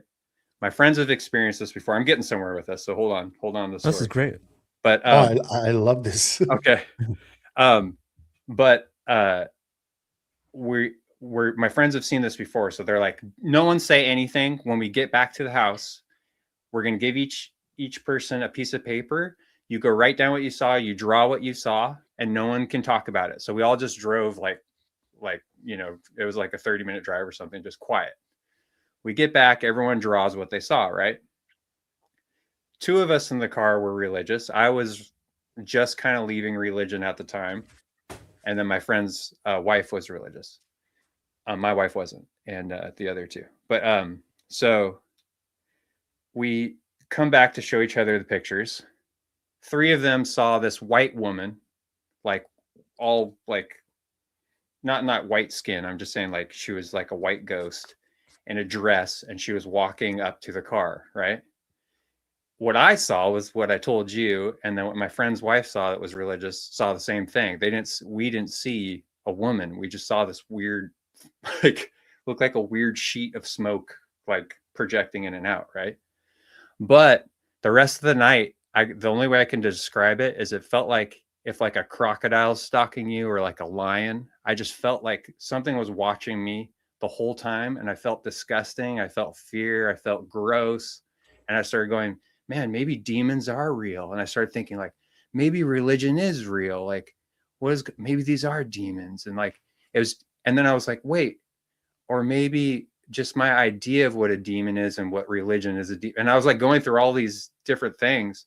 But what I just wanted to bring up is I know a lot of people see the white lady, but I don't think she's always some like loving, like, I've heard scary stories about from the past of what she's done and how she's terrified them and stuff.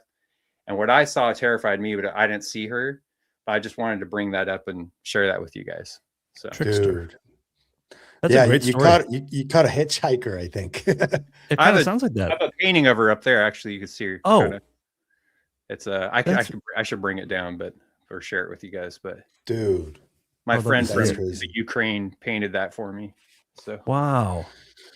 Have you ever had another experience like that? Have you ever seen her again, or seen that thing again, or felt that feeling that you felt again?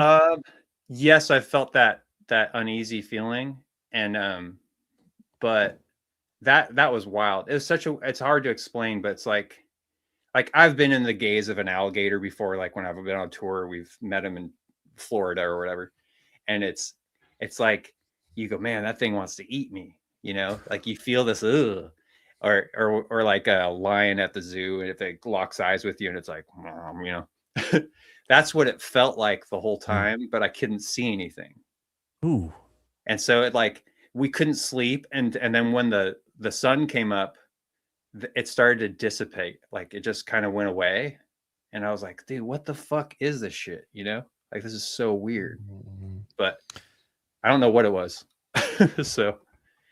That is, have you ever looked at Patrick Jackson's sphere network theory? No. it would take too long to get into now, but he has a very interesting explanation for what you may have experienced, and it has to do with the spheres that people see. I've seen a sphere too. That's crazy.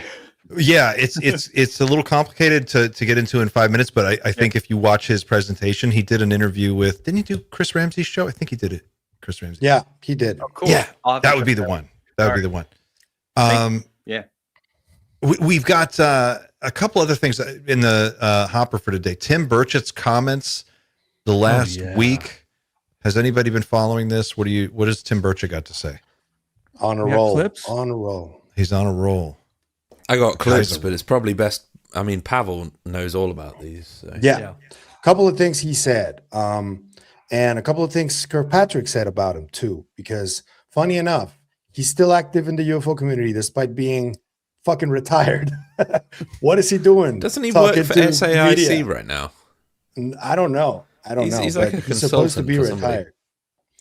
So Burchett came on, I think it was he was on Newsmax, I think, and he did some ominous statement about how people would like go ape shit. I'm paraphrasing, obviously. I don't have that beautiful accent. And then he actually presented a bill that is aiming towards abolishing Arrow, like completely making them disappear. He presented that this week too, and he's been just doing shows. He did one on TMC, which I think is a clip that we're gonna play, where he essentially said that we've had contact with non-human intelligence, and we're not alone. But that's a sitting congressman talking to TMC about that. Hell yeah. Pretty wild. The sense I'm getting is that the Burchett is a man that has been told so much at this point, true or not, he just doesn't want to keep it secret anymore. He just wants to talk about this openly. That's why I love him. That's the sense that I'm getting. Like, all politics aside, I think, and again, he may be being lied to. He may be being misled in a large way, but this is a sitting congressman that says these words. And before we went live today, I said how awesome it was that there are sitting members of Congress that are saying stuff like this. That at least the floor is open for this kind of rhetoric at this point. But yeah, this is the TMZ. This is the TMZ interview. It's 1 minute 47. Was there something that if we knew, we would feel that we are in danger? You said you wouldn't sleep at night if you knew the things that I saw in these briefings. Yeah, should we believe that? That's the part where it seemed alarming. I don't think we're at danger of this. I mean, if these things exist as I think they do, they could have destroyed us with a blink of an eye. I just don't see that, and I think that's. I just think, but I do think they have the technology and the capabilities of something that we can't understand or we can't grasp. What I want to make sure I'm understanding is a member of our government has told you and others, I guess, that there is a form of alien life and machinery which maybe brought this living creature here that interacted in some form with people? Yeah, they have, and they've. It's that is wild. It's pretty wild. Case closed, guys. I know, but I'm just telling you, I'm not going to lie to you. I'd take a lie to tell you. You want to put me on a polygraph, I'll take it. But this is what the guy told me. I mean, I've had a very high-ranking naval official describe. I've talked about this before. Underwater craft, something big as a football field, moving at over 200 miles an hour. And there's no fish in the ocean that would do that. We don't even have a sub that'll probably do 40 miles an hour under the. Not true. And the last thing he said before he left my office was, it was kind of weird because he didn't go out he went out the side door, which nobody ever uses. And he looked at me, he pulled me up close, and he said, "Tim, they're real." Goddamn right. Does anybody think that guy's lying right now in what he's saying? Dadgum, no way. No. No. Who's that uniformed guy that briefed him? I want to know that. And Gates. The Navy guy is probably Tim Gallaudet. That's who I. That makes sense. You think?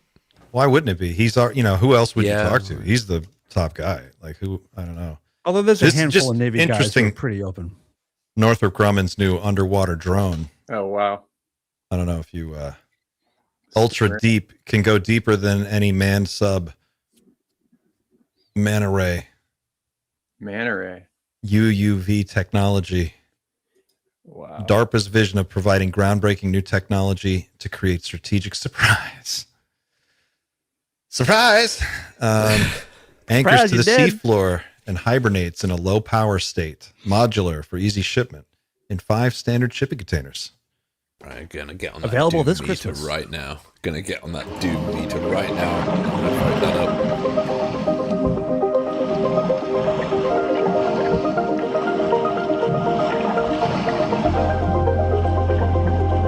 All right, we don't have this kind of time. Also, why does that why does that have a commercial? Why does that have a YouTube video? Because it needs one. What Dude, the they've got fuck? Like, iPhone wallpapers, desktop.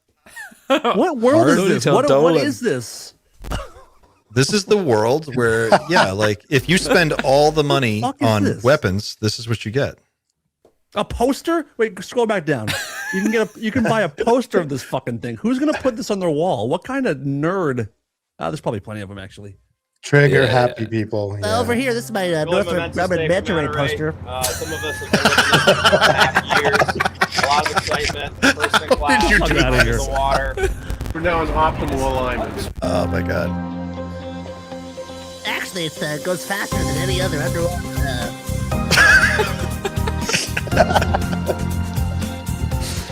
Anyway, USOs are a bigger thing now than they used to be. Maybe it has something to do with all the crazy shit we're putting down in the oceans. Maybe they're starting to get nervous. Well, yeah. If they're showing us that, like, what do they have that they're not showing us? Exactly. gosh. Yeah, that's true. That's just true. that's just for us to go. Oh, you know.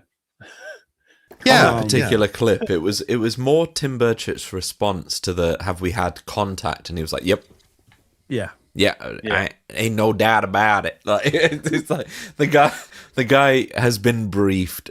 Somebody has told him, and it's probably, I mean, it could be one of the people that we know. Like, out of like we've all been told by separate people or hither and yon, like that we've had contact in some way.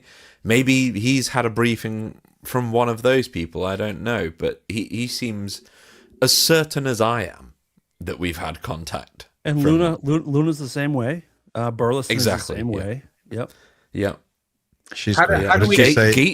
Gates she goes, is kind of there as what did well. Luna say? She goes, "You're going to see some weird fucking shit."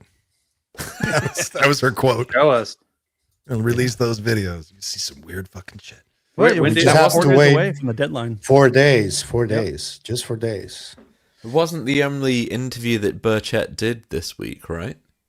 He Nope. did like a couple others. He was on Michael Knowles. I have a couple of clips. Michael Knowles, for anybody that doesn't know, is some douchebag that absolutely loves Jesus so much. And the sound of his own voice too. Yeah. I mean, that's fine. I don't know. Is this the one? Yeah, this is the Michael Knowles interview. I'll share this. This guy. I haven't seen this either, so it might be rubbish. If it's rubbish, blame Pavel because he linked it to me. Wild things. How I've been in, let's just say, I've been briefed by a lot of high-ranking officials, and the thing I want to warn people about is there's a word called PSYOP, or 2 words, I guess, and these agencies, a lot of them are just chasing dollars, and they would laugh at me when I would talk to them about UFOs or UAPs, which is a complete distraction. I just go UFOs, and now they've seen that the polling of the population of this great country believes that we are not alone, and there is something extra out there, and so now they see the dollars, and so now all of a sudden, a lot of these alphabet agencies are putting stuff out. I would warn people, if you don't see it with your own dadgum eyes, don't believe it. And to me, it's not about little green men or flying saucers. It's about what are we spending tens of millions, if not billions of dollars researching something And why do they say they don't exist? But yet every dadgum department, except the IRS, maybe they do, I don't know. But I don't want to get the IRS ticked off at me just yet. It's getting close to tax day. But no, dadgummit, why are they all investigating this object that doesn't exist? And why do I sit in a secure briefing and this little punk with a man bun comes in and tells me that he has no data points on something? I said, well, dadgummits, let me give you an example. And I gave him an example of a nuclear facility that shut down literally after they saw these UFOs flying over it. It's a documented case. You can go on news reports legitimate news people have talked about it. So, it's a phenomena, and we need to get to the bottom of it. I talked to the president about it. And, and also one other thing that it's kind of a chilling effect to me is when I'm talking to one of these little gutless bureaucrats that's not elected, and they tell me the president is on a need-to-know basis. That should scare you right there. But I have seen some things and talked to some people about this issue that would keep you awake at night. Before we continue, I just think that might be one of the most, and speaking as a former New Age conservative, that might be one of the most New Age conservative videos I've ever seen. We got Michael Knowles smoking a cigar, and how many times did we hear "dadgum"? 4 dadgums in 2 minutes 20 seconds. That's We one should every do a 30 drinking seconds. game. In all seriousness, oh sorry. Here, while he fixes his mic, we're gonna here's Luna's Maxim cover. Here, share this. What? What? Is this How do new? yeah, why is it Can't not see anything. hang on. Let's try this again. There you go.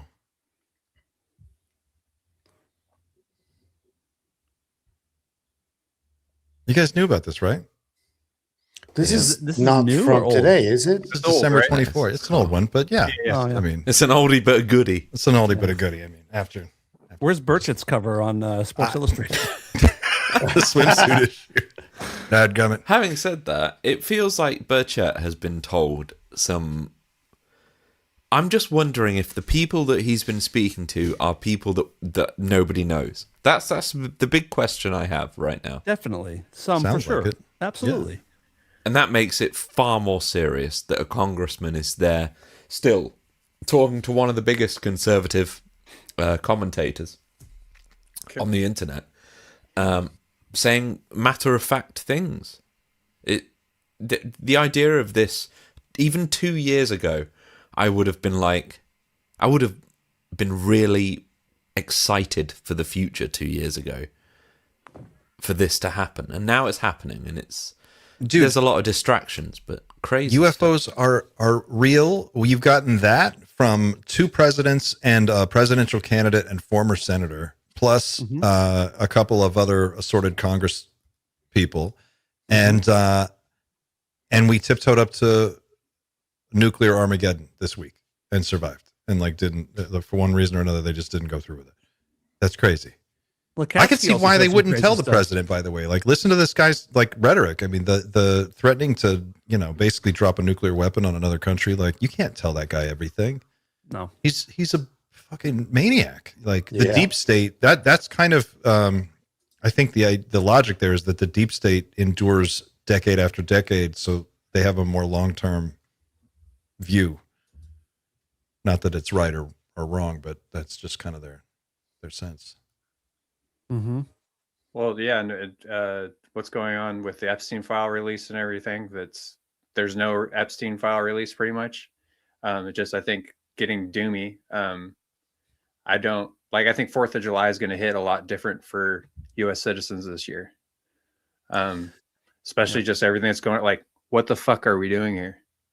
Well, you heard we're back on Epstein. No, you heard that. Sorry. Did you guys already talked about it? No. I mean, the conversation in the country now, because Melania yesterday, completely unprompted, went out to the podium at the White House and just said, in case you're wondering, I have no relationship with Jeffrey Epstein. I don't know Ghislaine Maxwell. And then the craziest part is that, for months now, we've been told that there's nothing to it. new was Attorney General said, like Todd Blanche said, that we are no longer pursuing this case at all. Then Melania, unprompted yesterday, said there's something to this. This needs to be fully investigated, and the victims need to be heard.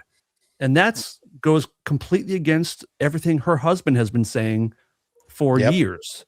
And the idea is that she's trying to get out in front of some kind of story that's coming, possibly from Michael Wolff, something pretty damning. But why the fuck did she do that yesterday?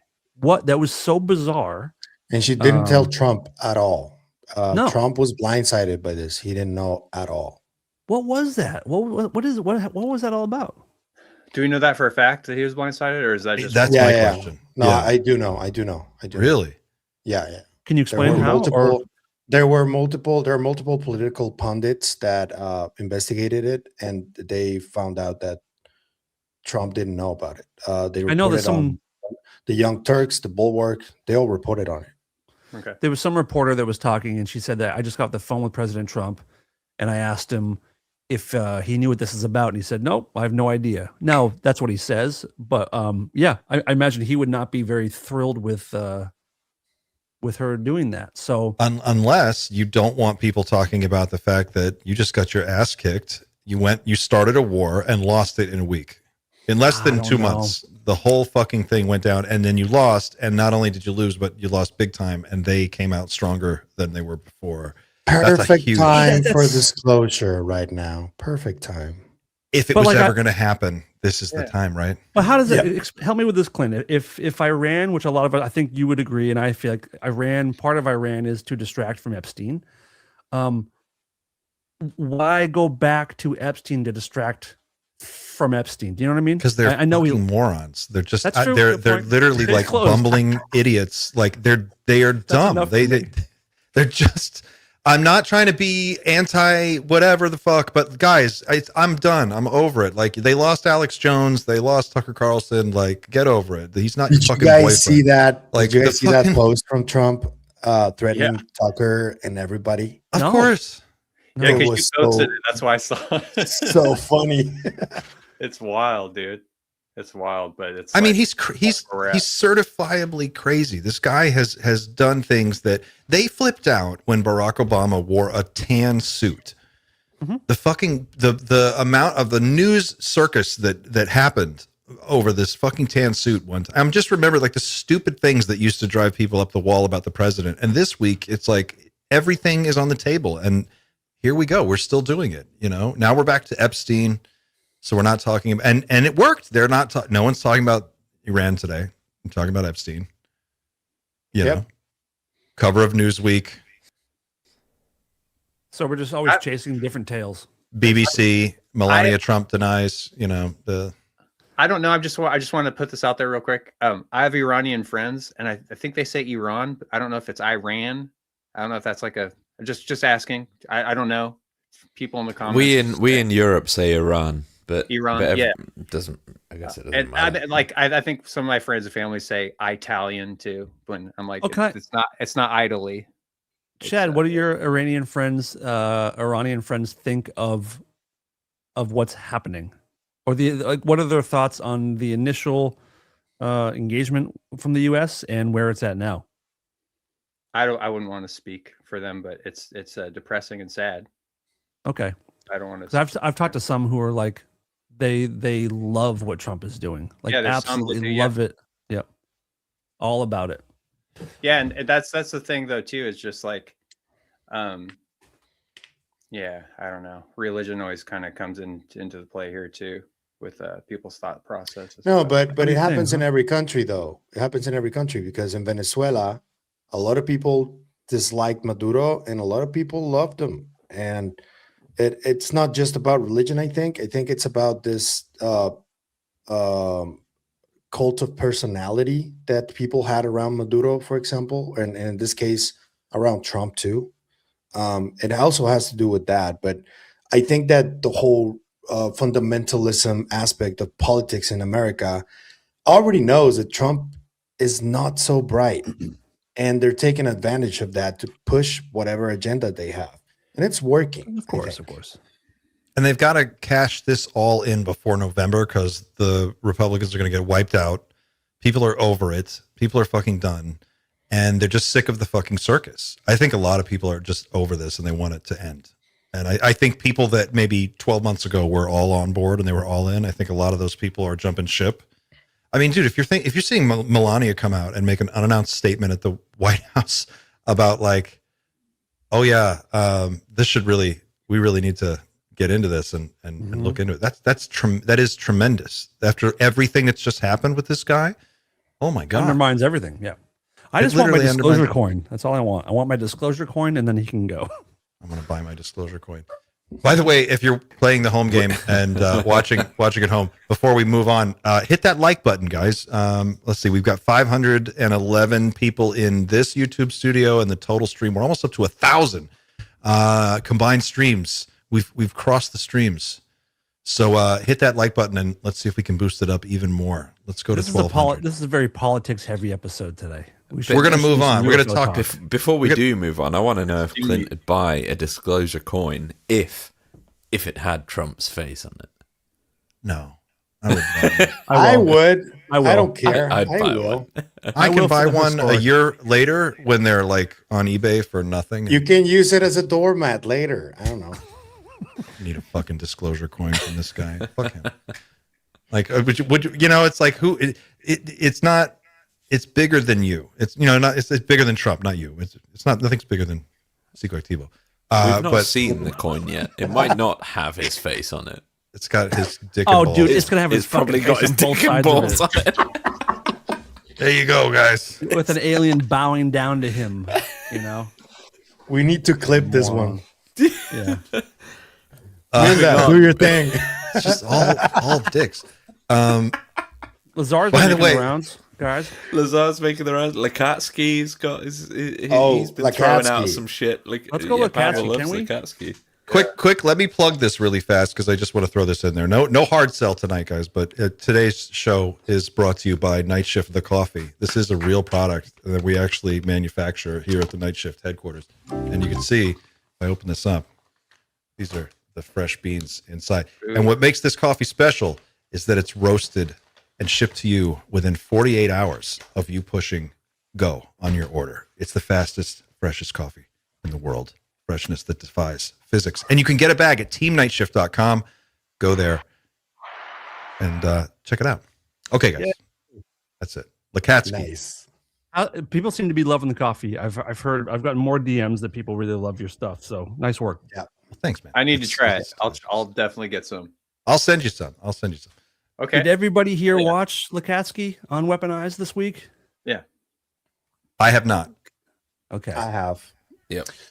So to get this out of the way, just very quickly before we go to the accusations that he made, because I think that's the main aspect. I really like and I really applaud that George Knapp is like trying to get people to understand how important not just UFOs are in the scheme of things, but the whole aspect of phenomena. And I think that's what Lakatsky tried to do with his book, with the recent one. And he didn't shy away from speaking about things that they saw, creatures, and all this stuff. And I do applaud that, because when I first got into space, I thought this was just about UFOs and consciousness. I thought it was grays. I thought that was it. Yeah. And then you realize that it's like a mesh of like everything that's been happening for fucking millennia, that it's, you don't know what it is exactly, but people have been dealing with this stuff their entire lives. Like, and not everybody has experienced stuff. I understand that. And I think that plays a key role in skepticism, that there are people that just don't see the same thing. I think that what Chad described with the lady has a little bit to do with that, because what he saw was very different. And I always wondered, because as you guys know, I did psychedelics for about a decade or so. Continuously. Strong quantities. Yeah. I never seen industrial quantities, You should see his former YouTube channel. Jesus Christ. And something that I realized is that no matter how strong the dose was for me, I never saw fucking elves or like beings. And whenever I was on the same trip with the same dose with somebody else, there were times when people were like, I'm seeing shit. I'm seeing a ghost. I'm seeing a carriage. I'm seeing, like, they started talking about the weirdest shit. And I'm like, why am I not seeing anything? And I think it has to do with that. Not everybody's perception is equipped to see the phenomenon. And I think that's key. That's key, I think. I wanted to say that just because we're going to get into the drama a little bit, because I think that accusation that Lakatsky made, he probably shouldn't have said it. And it Which one specifically? Where he said that somebody lied on their oath, he said. Oh. And he wouldn't go into in one of the specifics. hearings. Mm-hmm. Yes. Yeah. And he wouldn't go into specifics. And I think that paints a better picture of what might be going on in the background, because we know the Jay Stratton's book is coming out, and a lot of that is going to contradict Lou Elizondo's book. And I don't know who you guys think he was talking about, but I think he was talking about Lou. Should we do a quick round table of who we think who? Just before we even say. So, Dan, who do you think he was talking about? My thoughts were Lou or Schellenberger. Yeah, Schellenberger was me right away. See, I think Lou. Yeah. Does anyone have any idea of what aspect of the testimony was a lie? Any ideas? No, he wouldn't go into details, which is what made that interview very frustrating for me, because it's always the same kind of stuff, same kind of back and forth with him, right? In the hearing, was Lou ever asked in any kind of way if he was part of the legacy program? He said he couldn't talk about crash retrievals. That's what he said, that he wasn't allowed to talk about crash retrievals. So he didn't comment on that. And I think that's the closest it got to what you're asking, I think. Okay. Because that would be, I could see that being an issue. Yeah. If he denied that. Yeah. Okay. Yeah. Did you guys watch the Schellenberger Joe Rogan thing? You guys talked about that, I'm guessing, when Schellenberger was on Joe Rogan. Yeah. And that just like that whole defending Epstein. Yeah, not just that, just the whole interview. Just got, I'm like, oh, okay, maybe that's who Lakatsky was talking about. It just seems kind of, no. Yeah, he seems to have an agenda a little bit. Yeah. Seems. Go ahead, Xander. I'll try and say this as politically correct as possible. It seems like, and I don't know Lou. I've literally, out of everybody, I've usually like spoken to everybody at least once. Lou is not one of those people. I've not spoken to Lou ever. I'd love to be fair. But Lou appears to be one of those people that has two sets of knowledge. The knowledge that he puts forth publicly, and then the knowledge that he has from whatever separate life he may have. I don't know. I genuinely don't know, but that's a very distinct perception I get from him, is that there are two Lou's. There's two Lou's right now. Well, anyone in intelligence, right? You'd have to live that life as two people, Good point. Yeah. I mean, I don't know him, and I'm not making any assertions about his motives or anything. I think it's quite clear that he knows a lot more than he's said, but the extent to what he knows, based on everything I've seen so far, it feels like there are two different lives that Lou Elizondo is leading right now. There's the public one that writes books and is, very public facing, and then there's the other side. And I don't know enough about the other side to really make a judgment at this point, but it feels like, and this is from the outside, so I maybe speak for many people within the universe, within the ufology community that might feel like this, is that Lou has a bigger part to play, and he's yet to play it. But looking back, it's very easy to see that he's orchestrated a lot of what has happened so far. I don't know. I agree with that. Perhaps I've said too much. I don't know. The whole thing with Lou is that I don't know, and I wish I did. So you think he has a big? He has more to come. I think he has far more to offer. Well, I think Chad, that's kind of what you were saying earlier, right? Like that feeling, that feeling of like uncertainty about what's your deal. Maybe it's just something you can't quite. I've had that about Lou more than I've had about Chris Bledsoe, but Lou, I've always had that. We actually haven't done a Lou's Clues episode in a long time. We should do. That's a Justin job. We need an animation for Lou's Clues. I mean, he did survive a really horrible accident. I'm very glad he's okay. And seriously, all good vibes to Lou Elizondo. absolutely. That's What a horrendous happened thing to- he went through. What was the? Oh my God, dude! Deer and her baby. And you can, if you want to. No, Dan, no, you Chad, please. I'm just gonna click he was, pictures. He was. I think he was coming home from his bar that he has, and he was driving. And he's only like a 4-mile drive, I think, or whatever. But there was a deer and its baby, and he said he had a split decision when he was on his motorcycle. Do I ram through them and see what happens, or do I try to save the mom and the deer? And he's like, all right, I'll try to save the mom and the deer. So he veered off, and he just like ate shit, and then he went unconscious. Woke up half an hour later, he thinks, and then went unconscious again. Luckily, his phone had the Find My app or Find My Phone or whatever it is, and his wife came and found him. And Oh my God! Yeah, and his lungs were punctured, dude. It was bad. Wow. His face is all fucked up. Like I'm looking at the died. pictures. Yeah. He caved his forehead in a little bit. He broke his orbital socket. God. He broke a bunch of ribs, and they took his spleen out, right? I think yeah. they took his spleen out too. Jesus. Yeah, That's hard. Oh my God. gnarly, dude. Wow. So, What kind of bike was he on? Do we know? Did he say? A broken one. Yeah.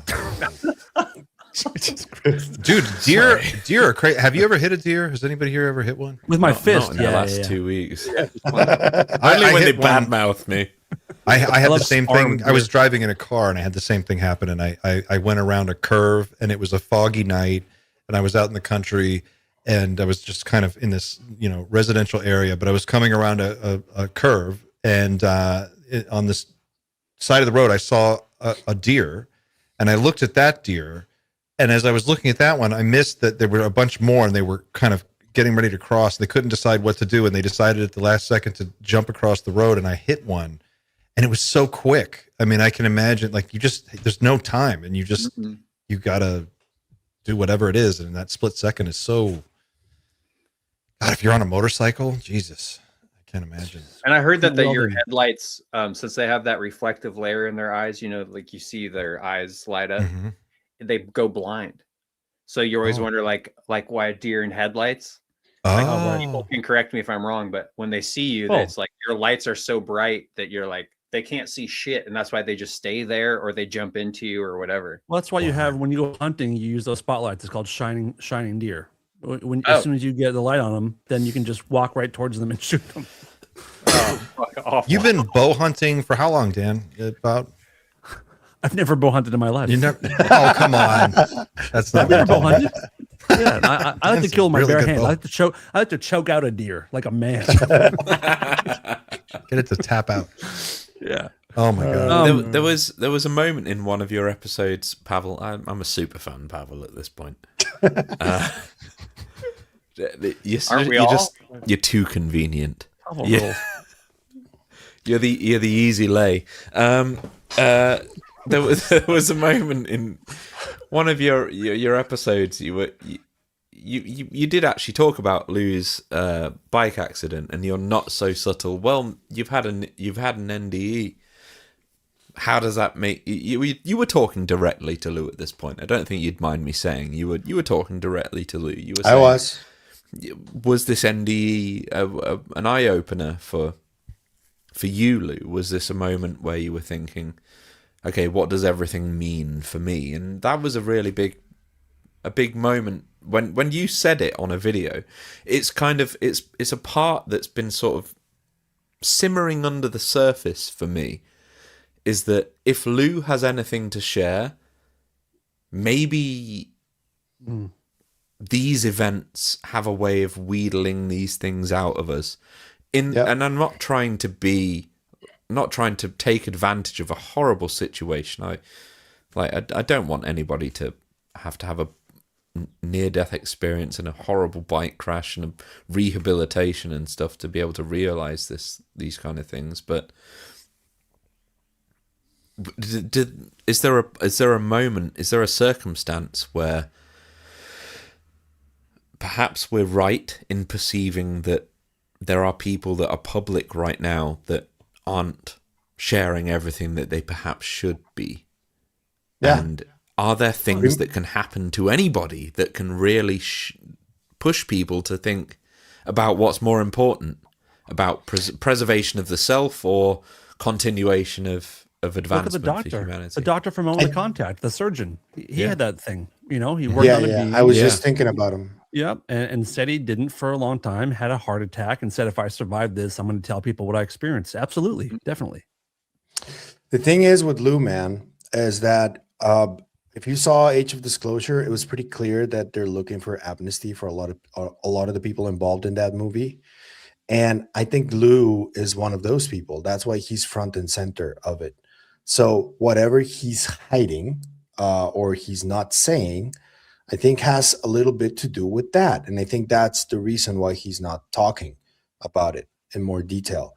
And unless, and I think that's partly the reason why they want Trump to disclose so badly, because whenever those words come out of Trump's mouth, I think that can be like a catalyst for people to just start talking about it. My message to Lou was, because I went through this, is that whenever you see death right in front of you, there comes a time when you realize that you probably have to change a couple of things in your life.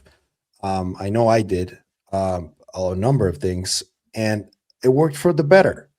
And I don't know if whatever realization Lou came to with that NDE, because it was an NDE. I'm not mincing words when I say that.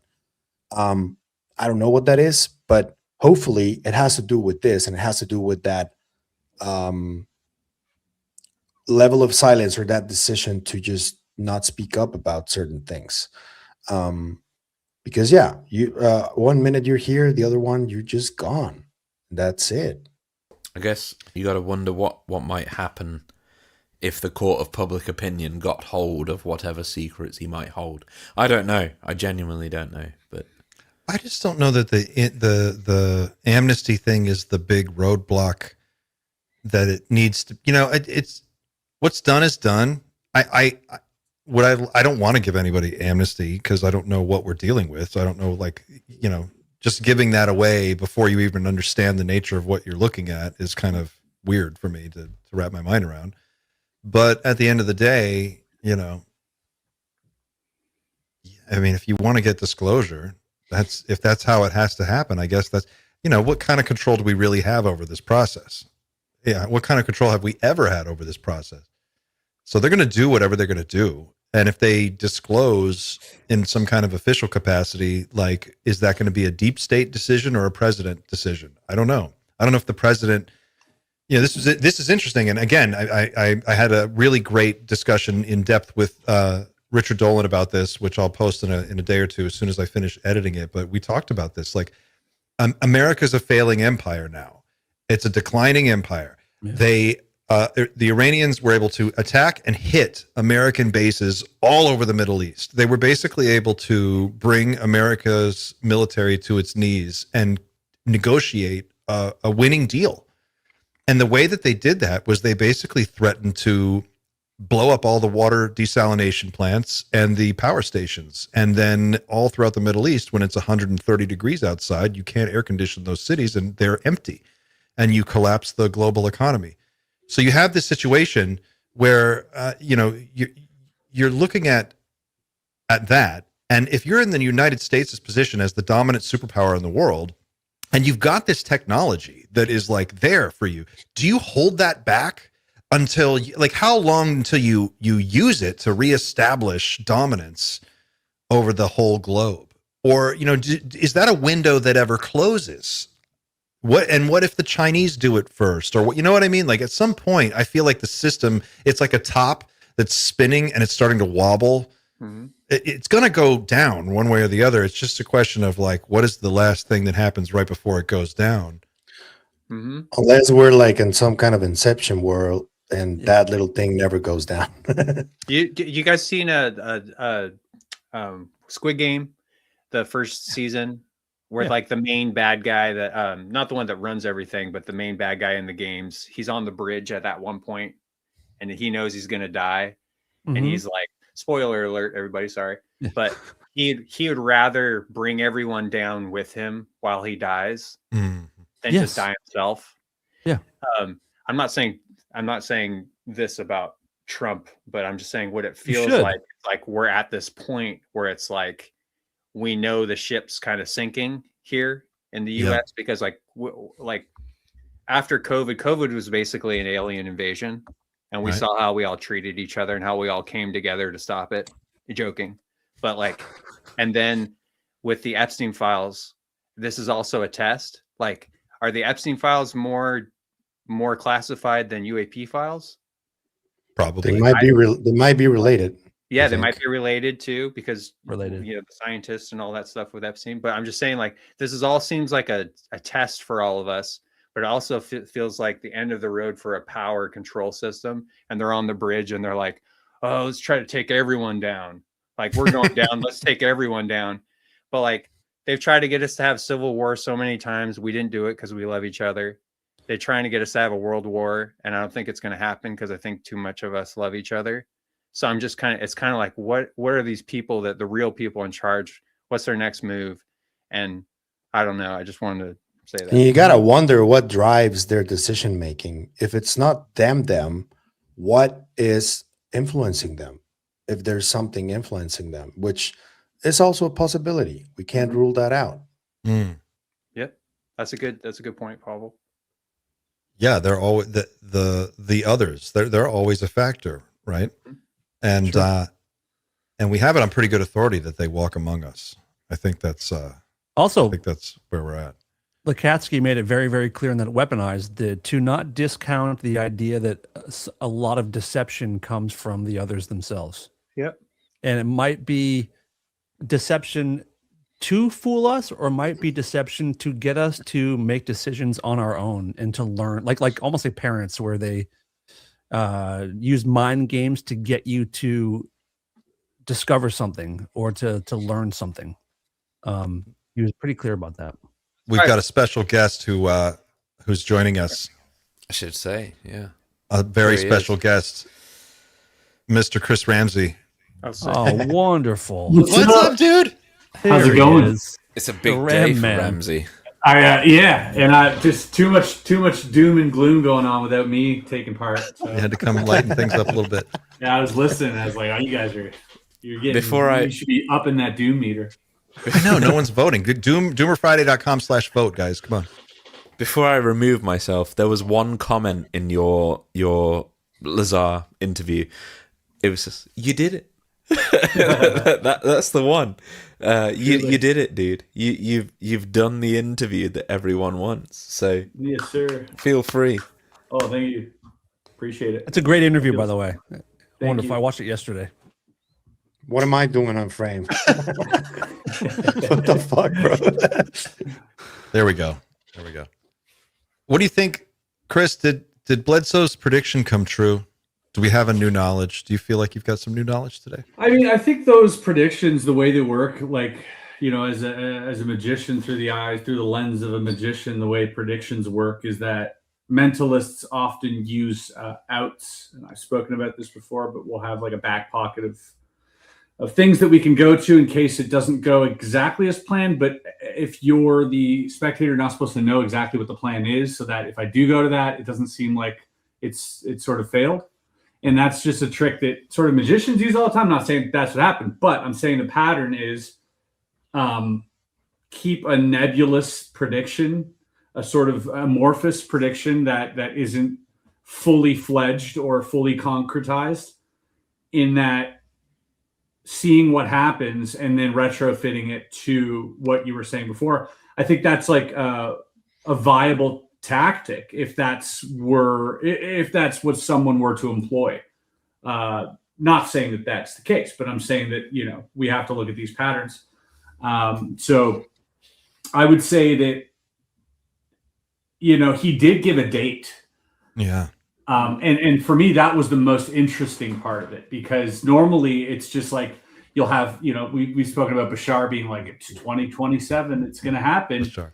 And then Bashar will say something like, if we don't swap timelines, and you're like, hold on, what was that last caveat? You know what I mean? Like, that's the caveat we're going to get. Like, we know he's foreshadowing.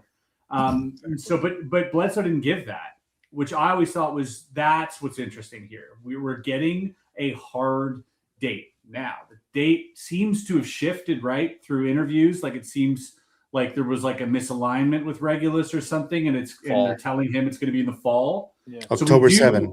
Right. Yeah. October. Oh, is it October? Is that the hard? Okay. That's the new. That's the new knowledge.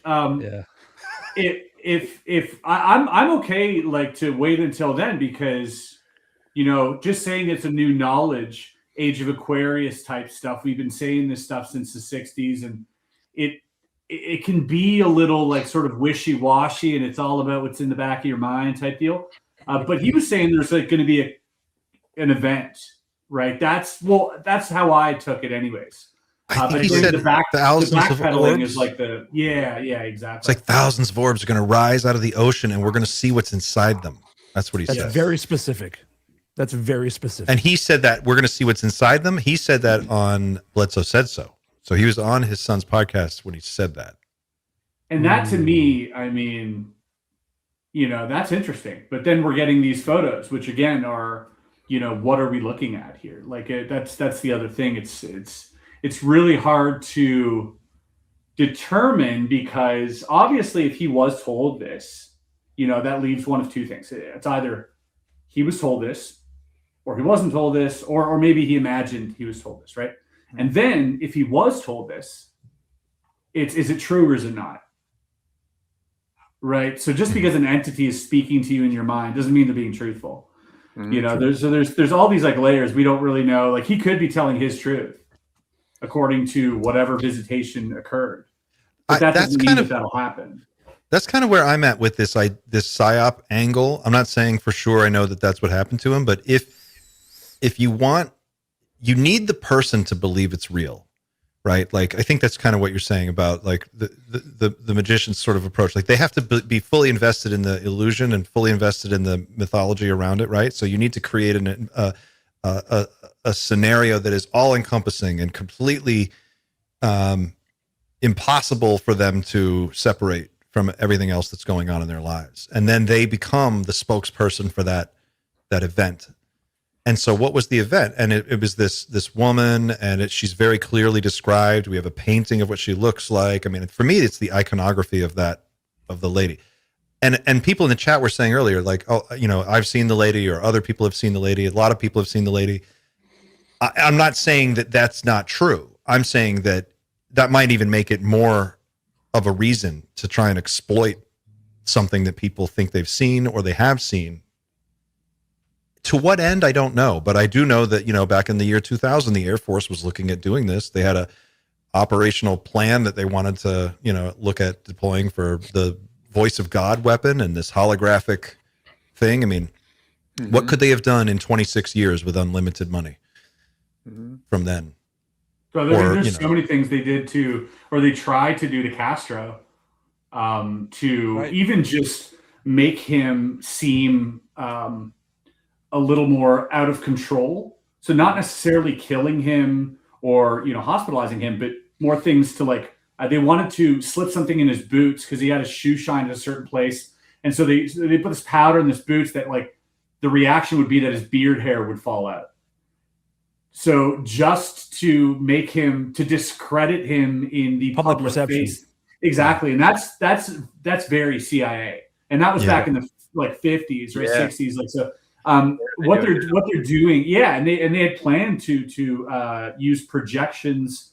They plan to hijack radios. They plan to, you know, like you said, the Voice of God thing. There's all sorts of things that they can do to manipulate a population back then. You know, I'm reading this right now. I know I joked about it last time on here, but I'm reading this, the CIA Manual of Trickery and Deception This Ooh, is it was good?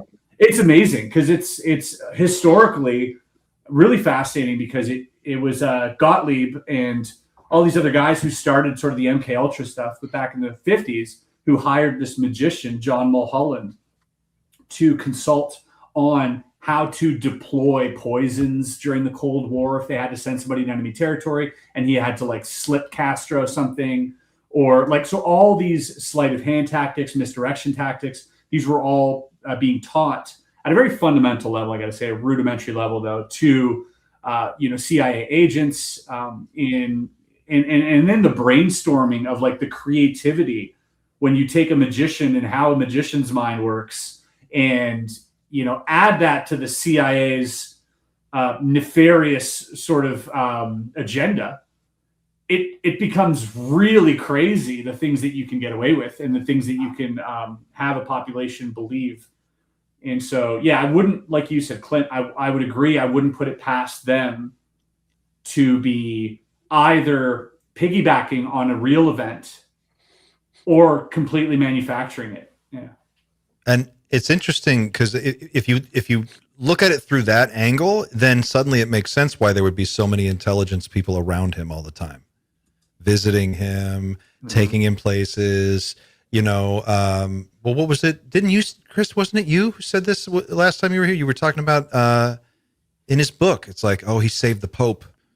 There's this. The first part of the book is this, like, we need you to help us save the Pope. It's like a Steven Seagal movie, and they bring him in, and he participates in this op, and it's like, and then they're all bonded. He's like, there's like a radio that told him that the Pope was in trouble, and then I think it was Colonel John Alexander that had also like had a team of remote viewers view that, and then they actually did apparently avoid some type of assassination terror. I don't even know if that was widely reported, but something like that. Yeah, something like that. Yeah. I don't know. I think that there could be some when you are reading that book, the manual of, what is it? Trickery and Deception. Yeah. CIA Manual of Trickery and Deception by Keith Melton and Robert Wallace.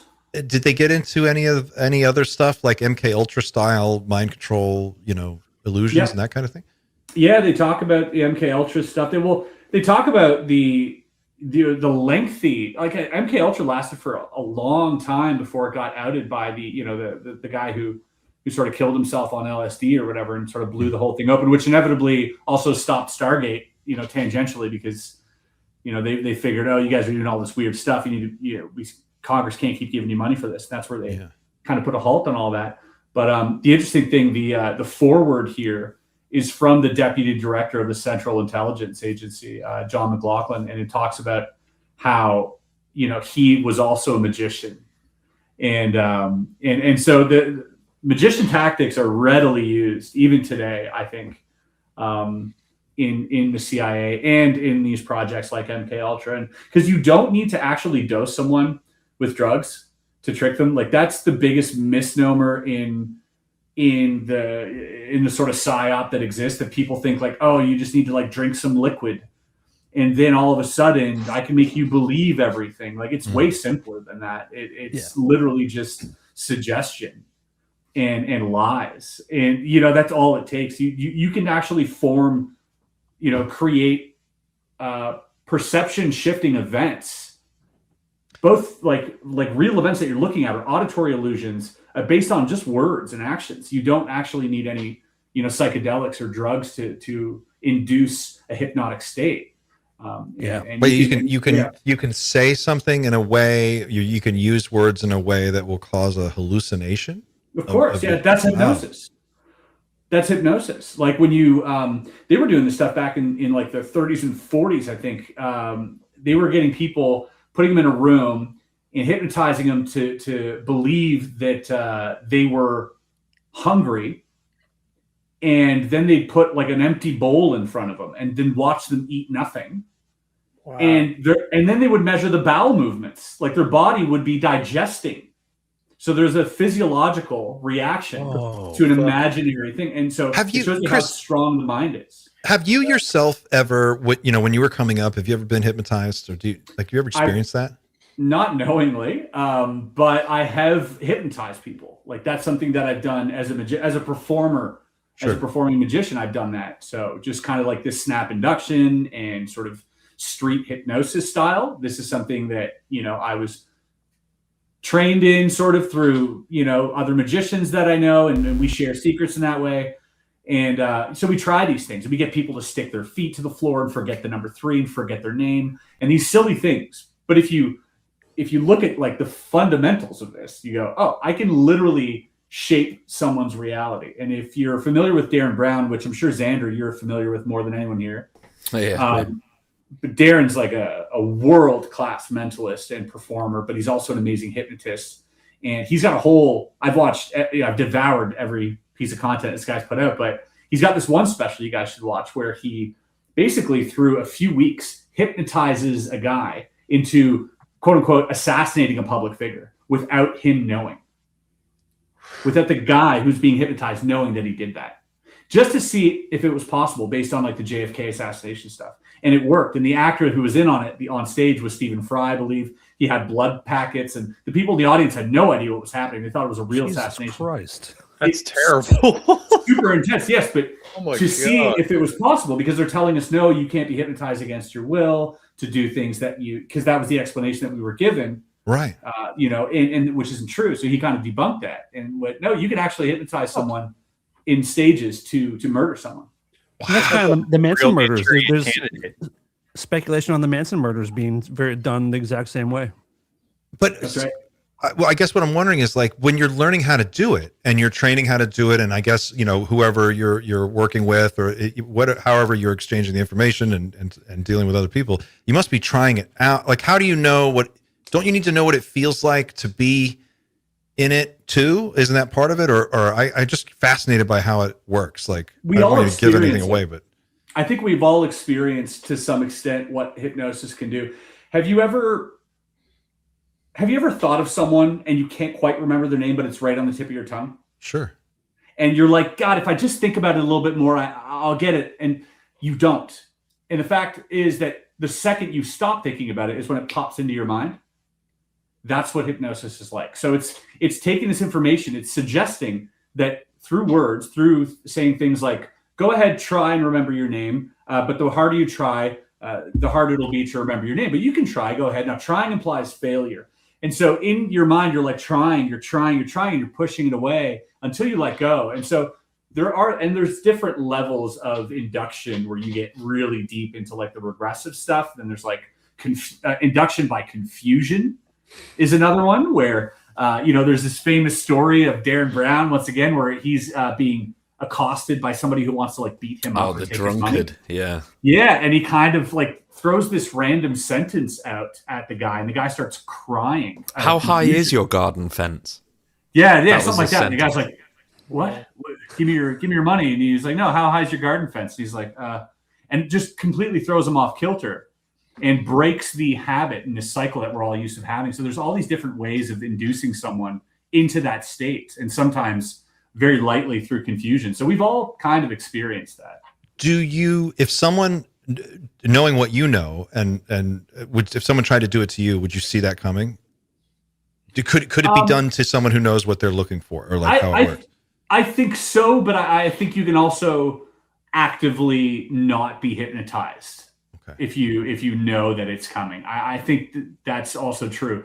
There are ways around that with the general public. For magicians, it's a bit more difficult to do this because we know all the little tactics. But if you met a Jedi more powerful than yourself, yeah, I don't think I'd be, if I didn't want to be hypnotized. I reserve a small percentage of maybe okay, but in a general setting, yeah, I don't think I would, unless I really want to be. Yeah. And I'd let go and kind of like have them have their way with me, I suppose. But if you take, for example, like if I were to try to hypnotize you, but you're very skeptical, you'd be like, oh, it's not going to work. But then your best friend who you've known since you were, a baby is beside you. And then I hypnotize them and put them under and have them forget their own name and forget how to talk and all these like weird things. something in your mind shifts now because you go, I know this person, and this person wouldn't lie to me, wouldn't partake in something this silly, wouldn't ridicule himself in front of these people. That shifts something subconsciously in you, where now you might be, a little bit more open to being. You might be more suggestible. You become more suggestible through that example. So, knowing that, and knowing how effective it is, when you see the news and it's like, these people who just go, seemingly like one day they just snap and then they go assassinate somebody. And it's like, was that guy a sleeper agent that just got activated? Like we see this in the news a lot, like it was the Tesla bomber guy and, just like pretty much every time now. Every time there's any Timothy form McVeigh, of right, is assassination. another one. And there's Tim McVeigh. Yeah, Oklahoma I'm City. guessing this isn't a new thing. I think they probably figured this out, like even in ancient Greek, like Greece times, like to how to hypnotize people. I think this is something that's been going along for a long fucking time, and then kind of went in the shadows, and now it's in intelligence agencies and how they treat us and work on us and stuff. Yeah, and not even that. Like they can do it very discreetly. You don't have to be so overt and be like, sleep and you're gonna like whatever. It's like through marketing and through these small things, through sort of neuro-linguistic programming and this stuff. Like if I'm talking right now and I'm just gonna assert a few things and I'm gonna say a few things that are very confident like this, and I'm nodding my head, all of a sudden a few of you are nodding your head as well. Yeah, politicians, right? So why are you nodding your head? You're just nodding your head in agreement because I'm doing it and it feels like that's the thing to do. So these are small ways of like inducing hypnotic suggestion through mirroring someone's actions as they're talking. If you do that during an interview, salespeople are really good. So a good salesperson can really do this. I was gonna say, you can convince people of so much just by speaking confidently. Just by being confident in what you're saying, you can convince people of so much. Yes, absolutely. I think to an extent, not to get too woo and too weird, but I think that's like what reality is. I think it's convincing yourself that things are real in a way that is objectively, real without being real. I don't know how else to explain it, but like, I think if you're this confidence play, I think can affect probability. I think I do too. Be right.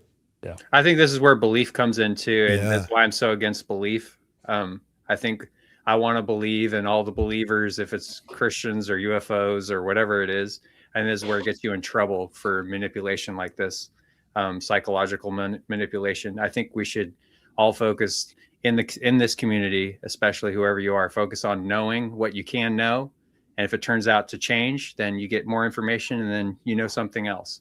I think the whole belief thing really puts us up for failure and also being manipulated.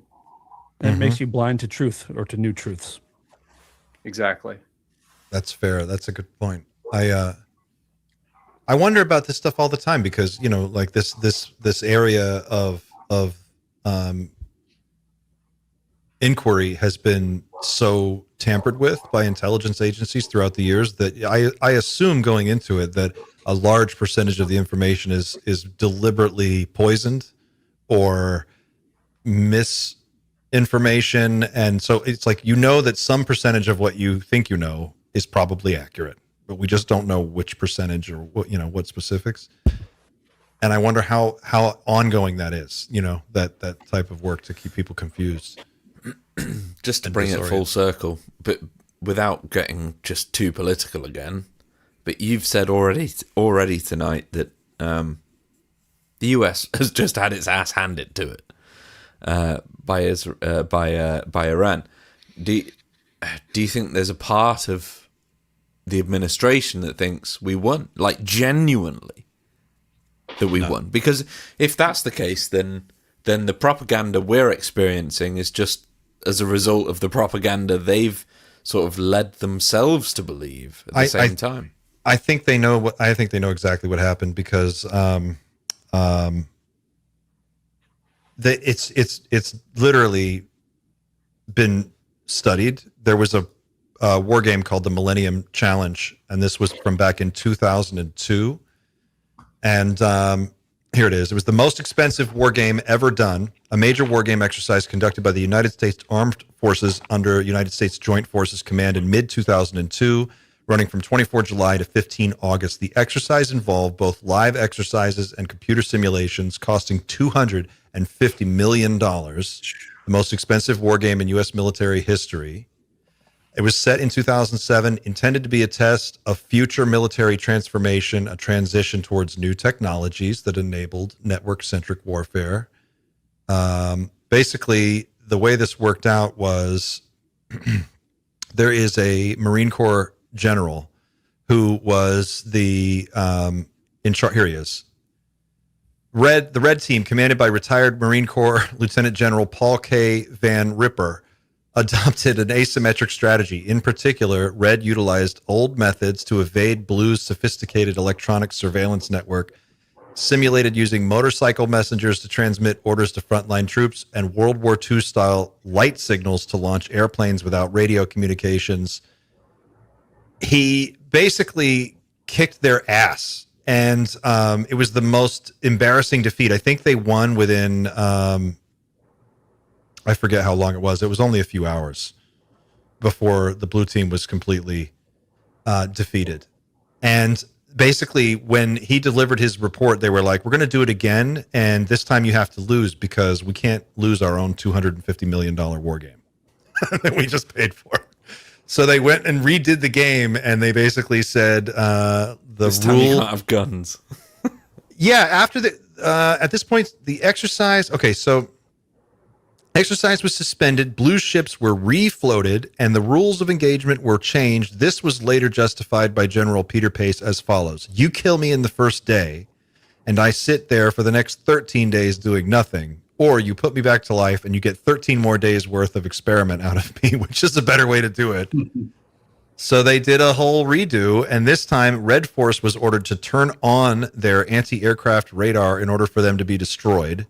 And during a combined parachute assault by the 82nd Airborne and Marines assaulting on the then new and still controversial M22 Van Ripper's forces were ordered not to shoot down any of the approaching aircraft. So long story short, we fought this battle. They knew. And when it finally played out in real life, they probably got their asses kicked, and we just don't know. And there's an information blackout. There's no information. We really don't know what's accurate, but we know that the 10-point plan that they want is the one you get when you win. It's not the one you get when you lose. That's wild. So yeah, it's crazy, man. The Millennium Challenge. Look it up. What do you think about Bob Lazar on Area 52 and Rogan? It's on our list, guys. We got you here. Fucking what was great, that man. like? I haven't had a chance to see Ramsey's interview yet. It's It's been recorded for a while, Ramsey, right? It's a little Yeah, last year in April. Yeah. Good job keeping it under wraps, by the way. Yeah. And I'm sure that was quite difficult to not let out to people. Yeah. How long did you actually get to hang with him? Like 3 days in a row. Oh, that's cool. And then again a second time too. Like we and then in Austin, and so I've been getting to hang with Bob pretty frequently, and just texting here and there, and like he's a genuinely just a cool dude. He's very funny. He's got a great sense of humor, and he was telling us he was telling me a story of back in the day when, this is crazy. I'm sad I didn't get this out of him on the pod, but he was such a fan of like comedy back then. And, he was kind of like, the who's who of celebrity. We're kind of interested in Bob's story back then, much like, is happening today with like Rogan, et cetera. And so he told me one time George Carlin reached out to him to give him tickets to a show. And so, Bob being like, all right, I'll go to see the show. He goes to the show, and then they ask him to go backstage and see George Carlin. And he says he goes back, and he's feeling like out of place. He's like, maybe I should just, go home. This is not and there's the whole green room and all the comics are there. And he goes, for the next few hours, all the comics were just talking about comedy. And George Carlin was nonstop talking about physics. And it was his secret love and passion was physics. He was talking about black holes. he was talking about like all sorts of like really trippy stuff. He got diagrams out and they were both like drawing stuff and writing equations. And he was telling me, he's like, we just like got on about this stuff. So I'd imagine if George Carlin was around today, he'd probably be on one of our podcasts eventually, or on Rogan, Wow. talking about UFOs too. So I thought that was just a really interesting tidbit. Cool story. Without diving into the interview itself that you've done with him, because I just need to watch it, to be fair. What do you, given that S4 has now come out, we've now all seen the Rogan interview, what do you think happens with Lazar over the next 12 months? Do you think there's more to come in 6 months, 8 months time, or do you think we're kind of in a spell of promotion around S4 as a documentary, and then it kind of drops off a little bit, and then that's it? Do you think Bob has finished telling his story for good, or do you think there really is more to tell? I think you'll see him on a few more things before the end of the year. I'll tell you, he's reluctant to do anything, and not because of any of the reasons the skeptics might think, and they can say what they want. I've talked to the guy. He genuinely hates it. He does not like being in front of the camera. He does not like talking about his story. He's felt like he's told the story a million times, and it's enough. But, he was sort of convinced by Luigi. Luigi setting out to sort of create a sort of accurate sports model was his initial reason for reaching out to Bob, and they talked more, and he's like, he was convinced by Luigi because of the technology that they could use to recreate Bob's story through his memory.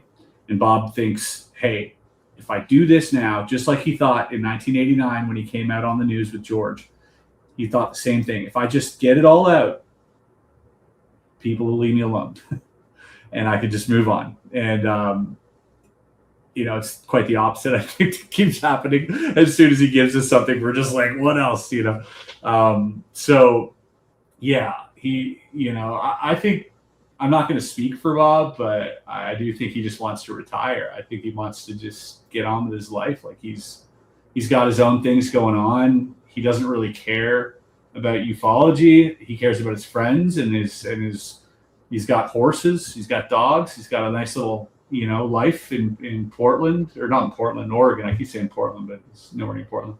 He's somewhere in Oregon in the mountains, and he's got a good thing going. He's just like, like he said on Rogan, he's got a tiny Chevy Bolt, and he's got his little tinkering garage where he does, his United Nuclear experiments, and he's kind of fulfilled in that way, but doesn't really, people see him on podcasts and they assume, oh, he's doing the rounds. He's to be clear, like he wasn't promised anything from the film. He wasn't like, you know what I mean? Whether or not he'll get something, I don't know. But there was no like monetarily advantageous component to him doing this again. It was strenuous, time consuming, caused him a lot of stress. And so, yeah, but again, I'm not going to sit here and try and convince people that, don't want to be convinced. I looked the guy in the eyes. That's all I wanted.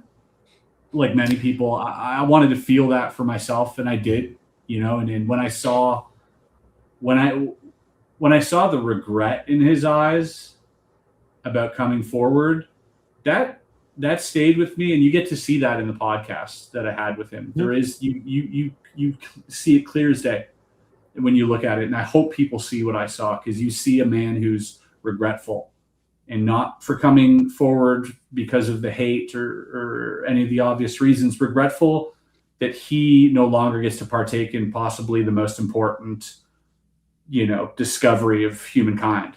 And he'll forever be regretful for coming out because of that. And you get to see that. And I think that that's something really profound. Yeah, dude. Yeah. If he could go back, he would have not done it. He would stay in the program as long as possible. 100%. That was one of the best parts. Not to cut in, but when early on in the podcast, I think Chris, you asked him like, would you would you go back if you could? He goes, I think about it every day. I want to go back. I wish I was still part of it. I wonder all the time. He regrets fucking it up a little bit, I guess, right? Yeah, near the end of the podcast, spoiler.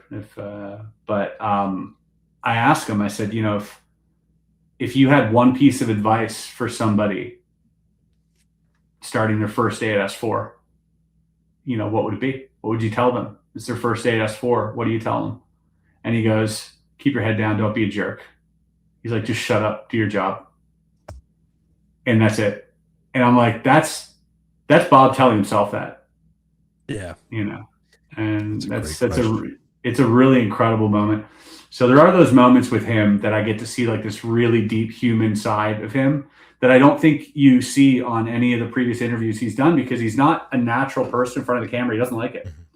You catch him off camera and he becomes just like incredibly more, human and like just kind of laid back and shoots the shit with you. And I feel like you get some of that through this interview, and it's a rare glimpse.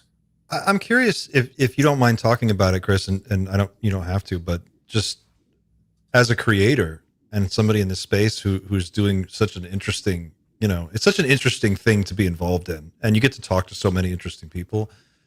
How do you prep for these? Like, do you spend a couple of days thinking about or do these questions sometimes, the thing about what's your advice for somebody starting their first day, is that one that just came to you in the moment? That one wasn't. I had a few questions that so it depends, because I'm still learning. I don't have like the answers for all this too. And you can see like from like earlier interviews to like, I try to give people space, but also knowing when to ask a question that doesn't feel so off-putting that it takes them out of, that emotion that they're currently in. And there's all this like weird nuance that you learn through doing it. But I found that currently the best way, like before I used to write down questions and go down a list. And I did that with Lou, which, prompts some great responses, especially from Lou, because Lou falls into script mode very quickly. So you have to like, okay, answer this, or else he just drags you into a script, that he has, and a lot of people have this sort of preparatory sort of a speech, or not really speech, but like a direction of where they want to go. And so there's the best way that I found is first thing I ask myself is, the second they leave, the second they go, they take the car and they get out of your sight, what's the thing that goes, fuck, I should have asked them that question? And that's where I try to start, is like, what's that question where I go, that's what I should have asked them. And I try to linger on that for a bit. And then I'll write down a whole bunch of questions, and I'll read them over. I'll try to make them better. And I kind of create like a mnemonic sort of chart in my mind now, where if naturally the conversation leads to that, I can hopefully, recollect it.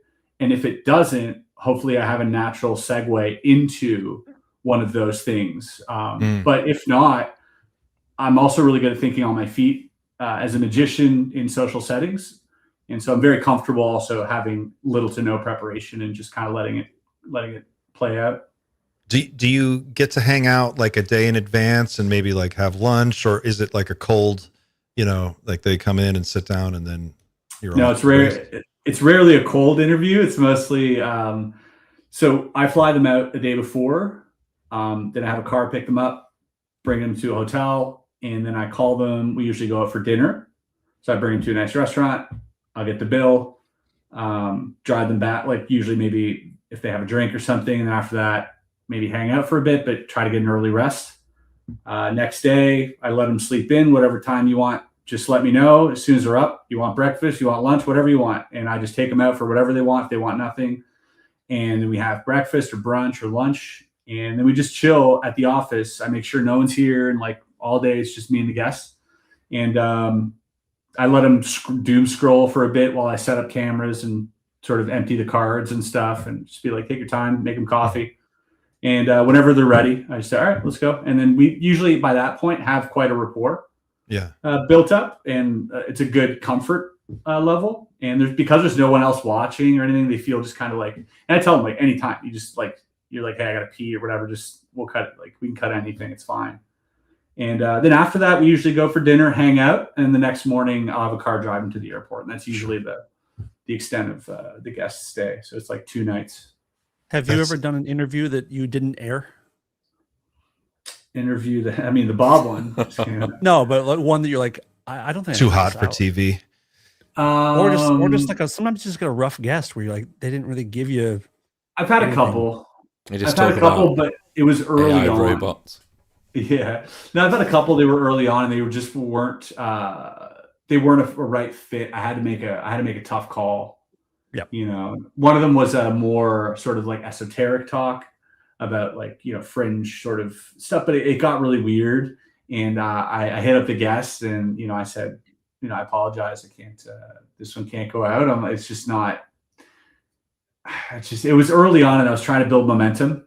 Yep. And so I was super apologetic, and you know, I'll give that person another chance down the line now. But you know, It's a hard thing. It's hard to you know, you're meeting a new person. They come with a completely different, you know, perspective and worldview on some very weird things, and then trying to like have a natural human conversation and get to all the questions you have and remember them all and take all the side quests. Like imagine, having an extra a day to kind of just chill and have lunch and just get to feel like their vibe. That's got to be really helpful.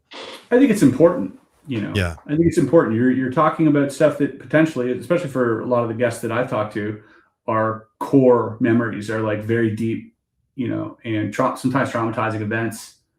And the last thing I want to do is churn them like in some meat factory and be like, sit down, do your podcast. Oh, nice meeting you. And then I'll never call you again. Like, you know, like that's the last thing I want to do.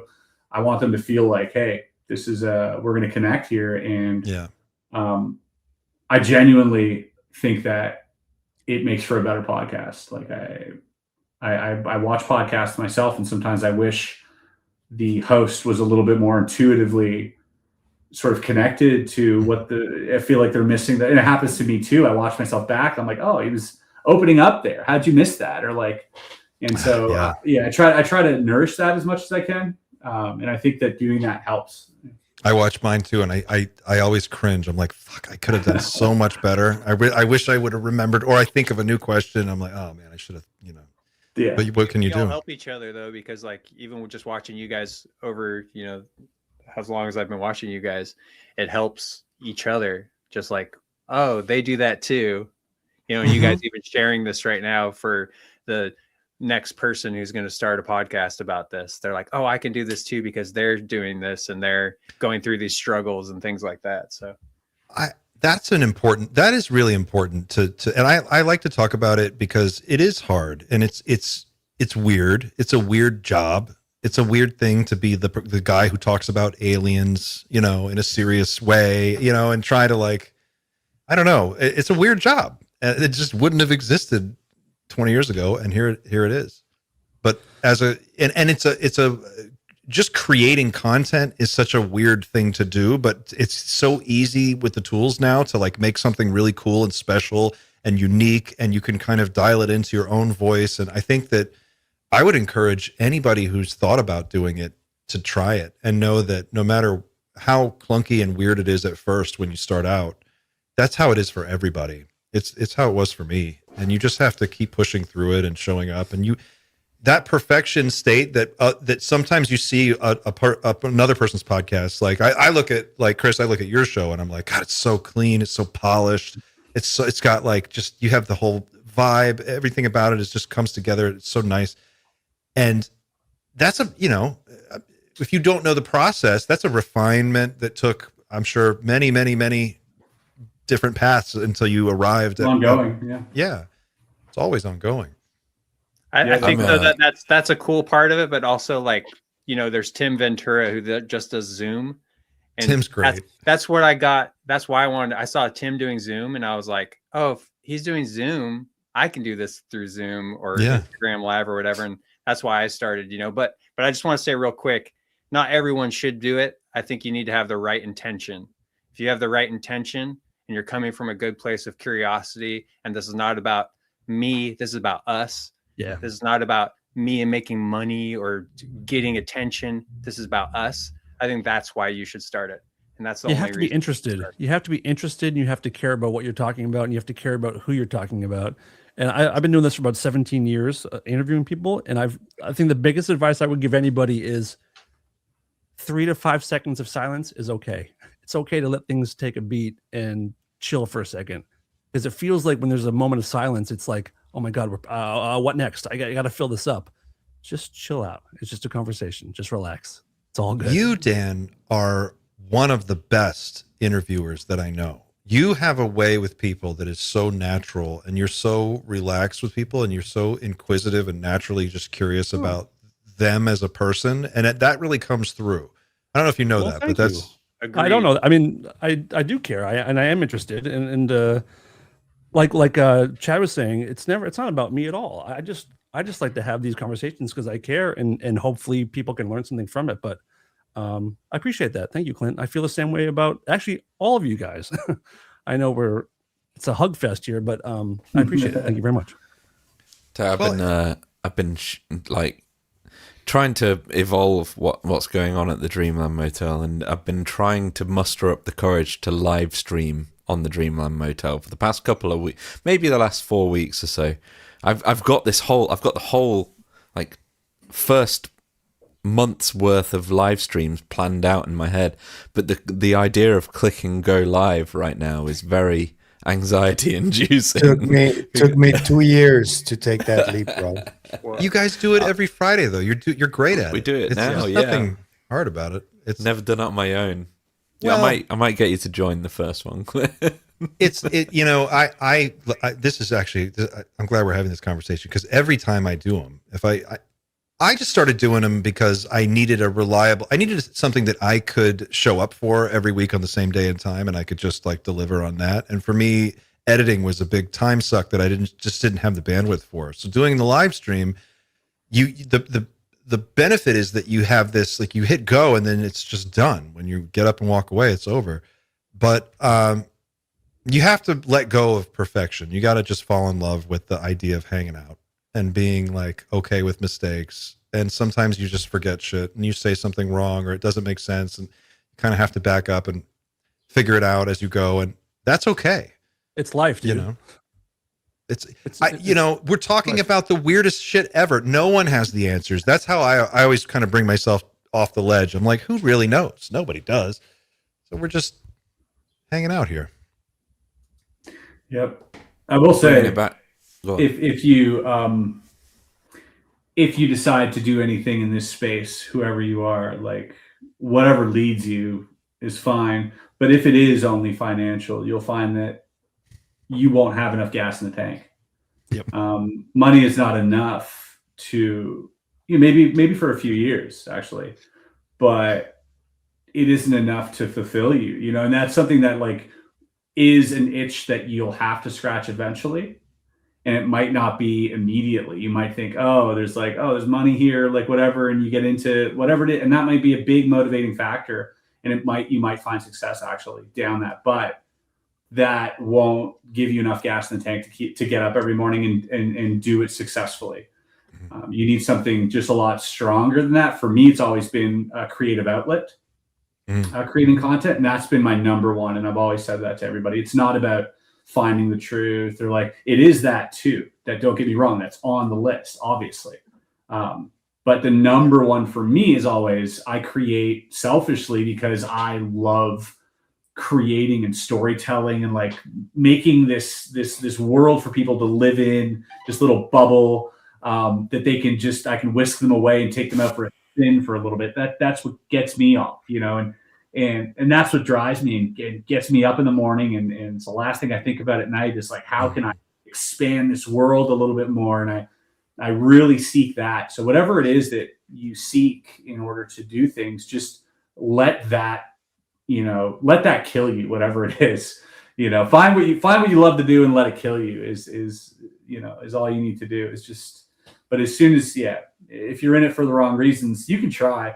I always, there's a lot of students and kids at schools and stuff that this is what they want to do now, right? It's crazy to think, but nobody wants to be a doctor anymore. No. We're not getting any new engineers. Sorry. We're getting more YouTube creators and bloggers and vloggers and whatnot. It's just the state of the world. But if you go into a classroom and you go, how many kids here want to make YouTube videos? All of them, their hands just go up. You go, cool. How many of you guys want to make a YouTube video and not get paid for it? And then like most of the hands will still be like, yeah. And you go, cool. How many want to make 500 videos and not get paid for it? And then it's like, you see quite a few, less hands go up. And that's kind of the state of things. Is like, you got to have enough gas in the tank to just keep doing it, even if it runs you into the ground. And so whatever is, that's what you have. That's what you need. Like, you're not going to make it if it's only for, finances or whatever. It's so true. Do you, Dan, Xander, Chad, Pavel, how do you guys, when you're creating your own content for your own channels, how do you approach that? The time factor I have a similar approach to Ramsey because I do it selfishly as well. But my angle is that I want to keep people as informed as I am. Yeah, that's my goal. I'm not a storyteller. I'm a news guy, but yeah, I do it also selfishly because I have to like what I put out first, and then if people like it, that's cool. If they don't, that's okay too. I don't really mind.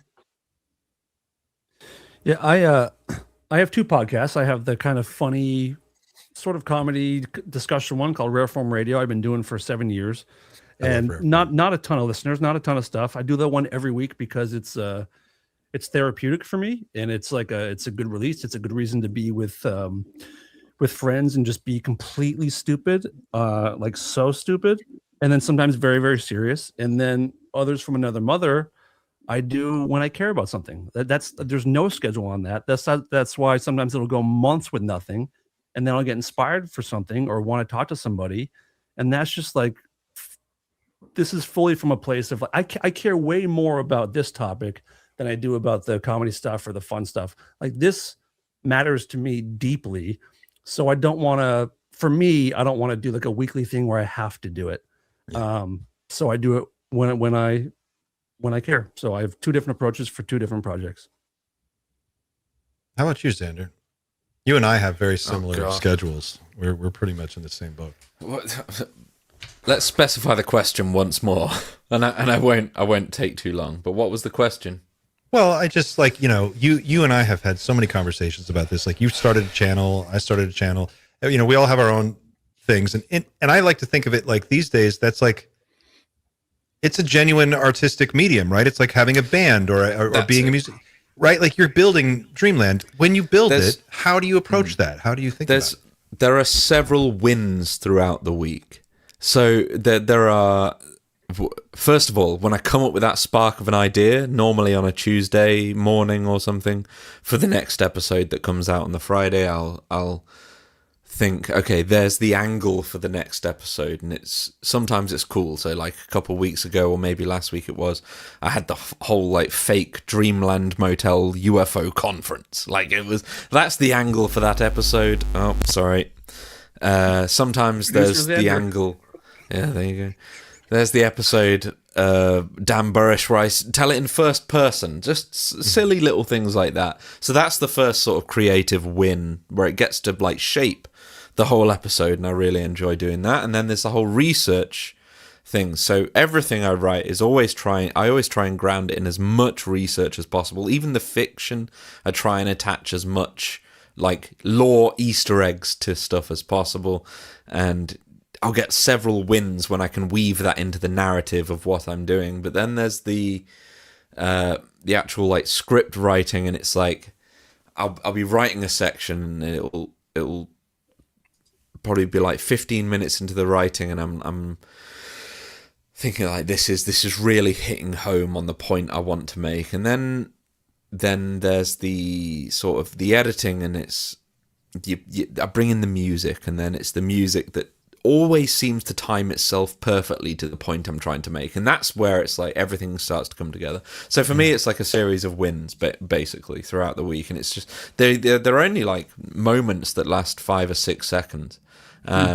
But if you get like 4 of them a week, it's great. It's a real, like, I've just created something very unique, and I hate, I tend on a Friday, when on release days, I tend to switch off my phone and just pretend it doesn't exist, because I don't like the idea of enjoying it so much, and then the end result being everybody just doesn't really care about it, which happens. It does happen. Chris, you know, like sometimes you'll think the episode that you think will be the episode to end all episodes just ends up being so-so for the audience. And then there's like, I did like the 4chan whistleblower episode that was a few months back. I did that as a filler episode, and it ended up being my second most viewed of all time. I was like, I did a load of research and pretty much did like a script half-assed for that, but people loved it for some reason, and it kind of upset me because like I was at the point, like I've been trying so hard to stay creative with this, and I was like, I'll just do a filler episode this week.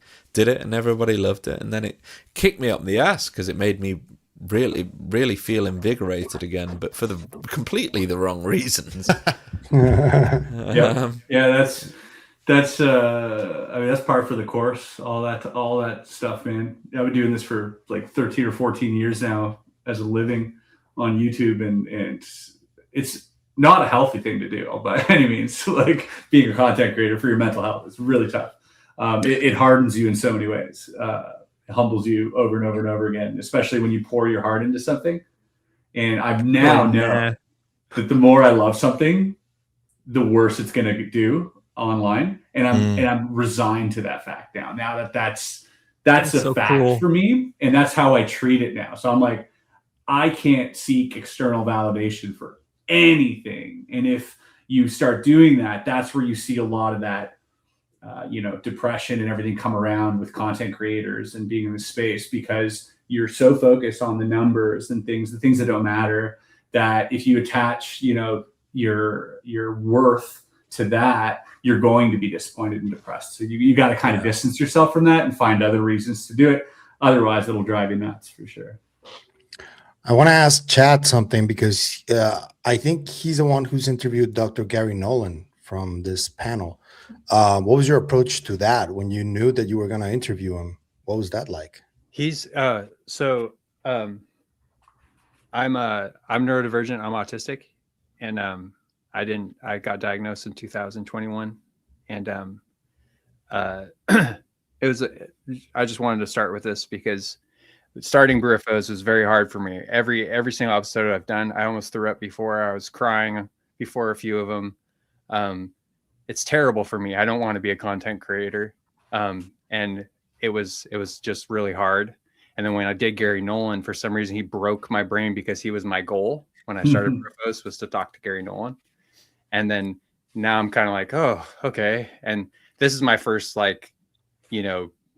really, I guess for me, it's a big podcast that I've been on, because I've been fearful of the public eye a little bit, whatever. But I think just talking to Gary Nolan, kind of, he was, when I started Brufos, like I'm saying, I was like, that's the goal I want to get to. I don't know if it's possible, but maybe I'll get there at some point. And he was episode 16, and getting to him was just like really cool. And we talked about neurodivergence, which was so rad, and the stuff we talked about in that episode. But just to say, like, what all you guys sharing, whatever, it's not about me, it's about us. And that's what really helps me with Brufos. It's just every time I get a guest, I'm like so stoked to talk to them. I'm so interested in whoever I'm talking to, whether I've had Dan and I've had you on. I'd love to have you on, Clint. I'd love to have you on, Chris. Xander too. If you guys ever want to come on, you don't have to. But I'm just stoked to talk to these people that are genuine, are interested, are what the fuck is life? What is reality? That's what we're doing this for, right? We're all doing this, and I'm not here to make money. I'm not here to be an influencer. I'm here to just let's share this and let's expand this and let's all figure this out together. You know, Let's learn. Yeah. And I don't know if I answered your question exactly. Yeah. But you did. Thanks. You know, my next goal was Dr. Eo Whiteley, and I just talked to her, and I'm blown away just talking to these people and just getting to talk to them about this stuff. And now just talking to you guys is just so cool. And again, anyone out there that wants to do this, do it for the right reasons. Intention flies fucking craft. So you say money. Well, it helps. It doesn't hurt. Yeah, intention flies the craft. You gotta get that cheddar. Intention flies the craft. That is strong words, man. That's some strong magic. That's real. You know, you're investing a lot of energy, time, blood, sweat, and tears, you know, emotion into it. You know, you'd make a video and then you go like beat yourself up over it and you lose sleep and you're like, did I say the right thing? Or maybe I sound stupid. I don't know. Like we all kind of do that. I do, certainly.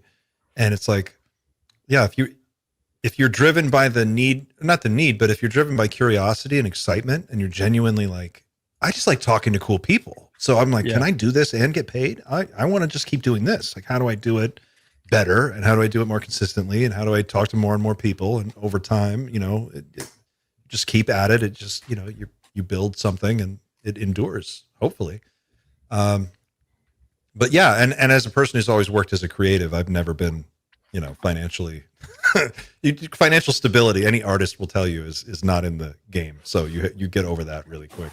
And many of us are artists that are in this space. And, you know, and, you know, if I never talk to you guys ever again, I just want to tell each one of you, like, thank you so much for what you guys all bring to this space, because like, this is rad being on this panel too, because I watch all you guys and your guys' intention shines through. So, you know, I know this is supposed to be Doom, or we're all supposed to be talking about Doom here, but like, we need to bring that up. We'll find a way. Lighthearted. We got 8 minutes left. Yeah. Lighthearted Friday, huh? Hey, Chris, do you mind doing an audience question or two while you're here? Yeah, sure. Yeah, I know you got other things to do, but there's. I got nothing better to do than to be here. This is the highlight of my Friday, and that's after I posted my Lazar video. Ooh. Matthew McMillan says, Chris, I'm going to the Monroe Institute in July for Gateway. Any advice for me? Yeah, get your affairs in order.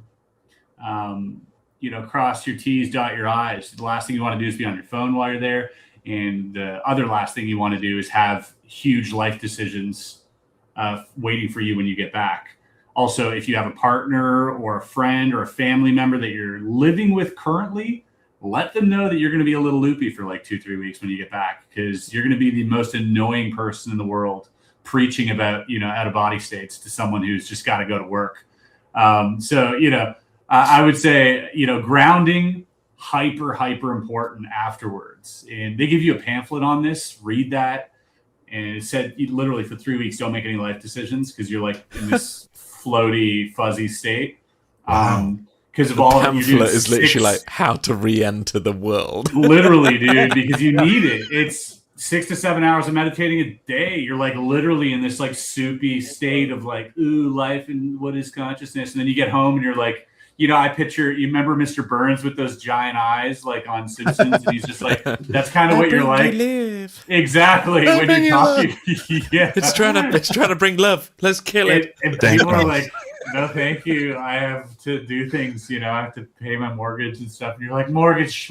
And you're like, you know, so be prepared for that. Don't be too annoying, but yeah, get your affairs in order. And when you get back home, walk around barefoot, go for a swim, have sex, go for a jog, like ground yourself in earthly things, because you'll, if not, you might just like float away from your loved ones a little too quickly. Awesome. Mixed on Parkway says, for Chris, have you noticed UFOs stay just beyond clarity? Could the phenomenon be interacting with perception itself rather than being purely external? Yeah, I think that's probably where my head's at currently, actually. I think that seems to be the case if you look at a lot of the patterns. And, you know, obviously this is nothing new with Jacques Vallée, Grant Cameron, a lot of researchers, Diane Pasulka, they've all gone down this sort of rabbit hole where it seems as though the phenomenon is just beyond what we can comprehend, but not too far beyond so that we don't know what it is we're looking at. And so in a lot of the cases, like if you look at the late 1800s, it's in the form of an airship that travels really slowly with like these wings and like, or, you know, you go even further back, it's like floating cities. And it's, so it's never a flying saucer, like, or like in, you know, thousands of years ago, although maybe it could be, but it feels like it's always just beyond what we can comprehend. Like it's chariots of fire, it's clouds that are illuminated, or, so I would think that is probably by design, and in order to sort of, you know, I give this just really quickly. I give this analogy of if I have a blender sort of, you know, program running, and I have this little guy in there, and he's like in this little environment, and he's got an AI LLM in his mind, and he thinks he's it. He thinks this is it. This is my whole life, and you know, he's got his own ideas. And I want him to learn because he's a model, right? I'm like, come on, learn faster, dude. And he's not learning. And so I just like punch in code and I go, boom. And I want him to build a castle or like a statue. And all of a sudden he has a synchronicity, or he's like, oh, I have this epiphany where I need to sculpt something. I want to sculpt. I woke up today. I need to sculpt something. I don't know what it is. I just want to sculpt, right? And he sculpts away at something, and now I'm watching the model grow, and the learning is there's more data here, more info. And I'm like, nice, not fast enough. I'm going to drag and drop this perfect statue that I made in this other window with Blender. It's absolutely geometrically fucking pristine. And I'm going to drag it and just plop it in the sand in front of him, see what happens. Boom. And he goes, who the fuck put this here? What the hell is this? Like, what is this? What's it made of? It's made of the same things, but you know, on an atomical scale, this is impossible. This is perfectly layered. It's geometrically like exactly the fucking stars, and it's like what? How is this even? How long has this been here? Like, and so now he's basing his whole technology and everything he derives and everything he builds and everything he compares everything to is this. And you watch the model grow exponentially quicker now because of the introduction of this new sort of knowledge. And so I can't help but think that we're some type of model being mined for consciousness somehow, and that our consciousness keeps getting expanded through these phenomenon, and which is why they appear in different ways to different people.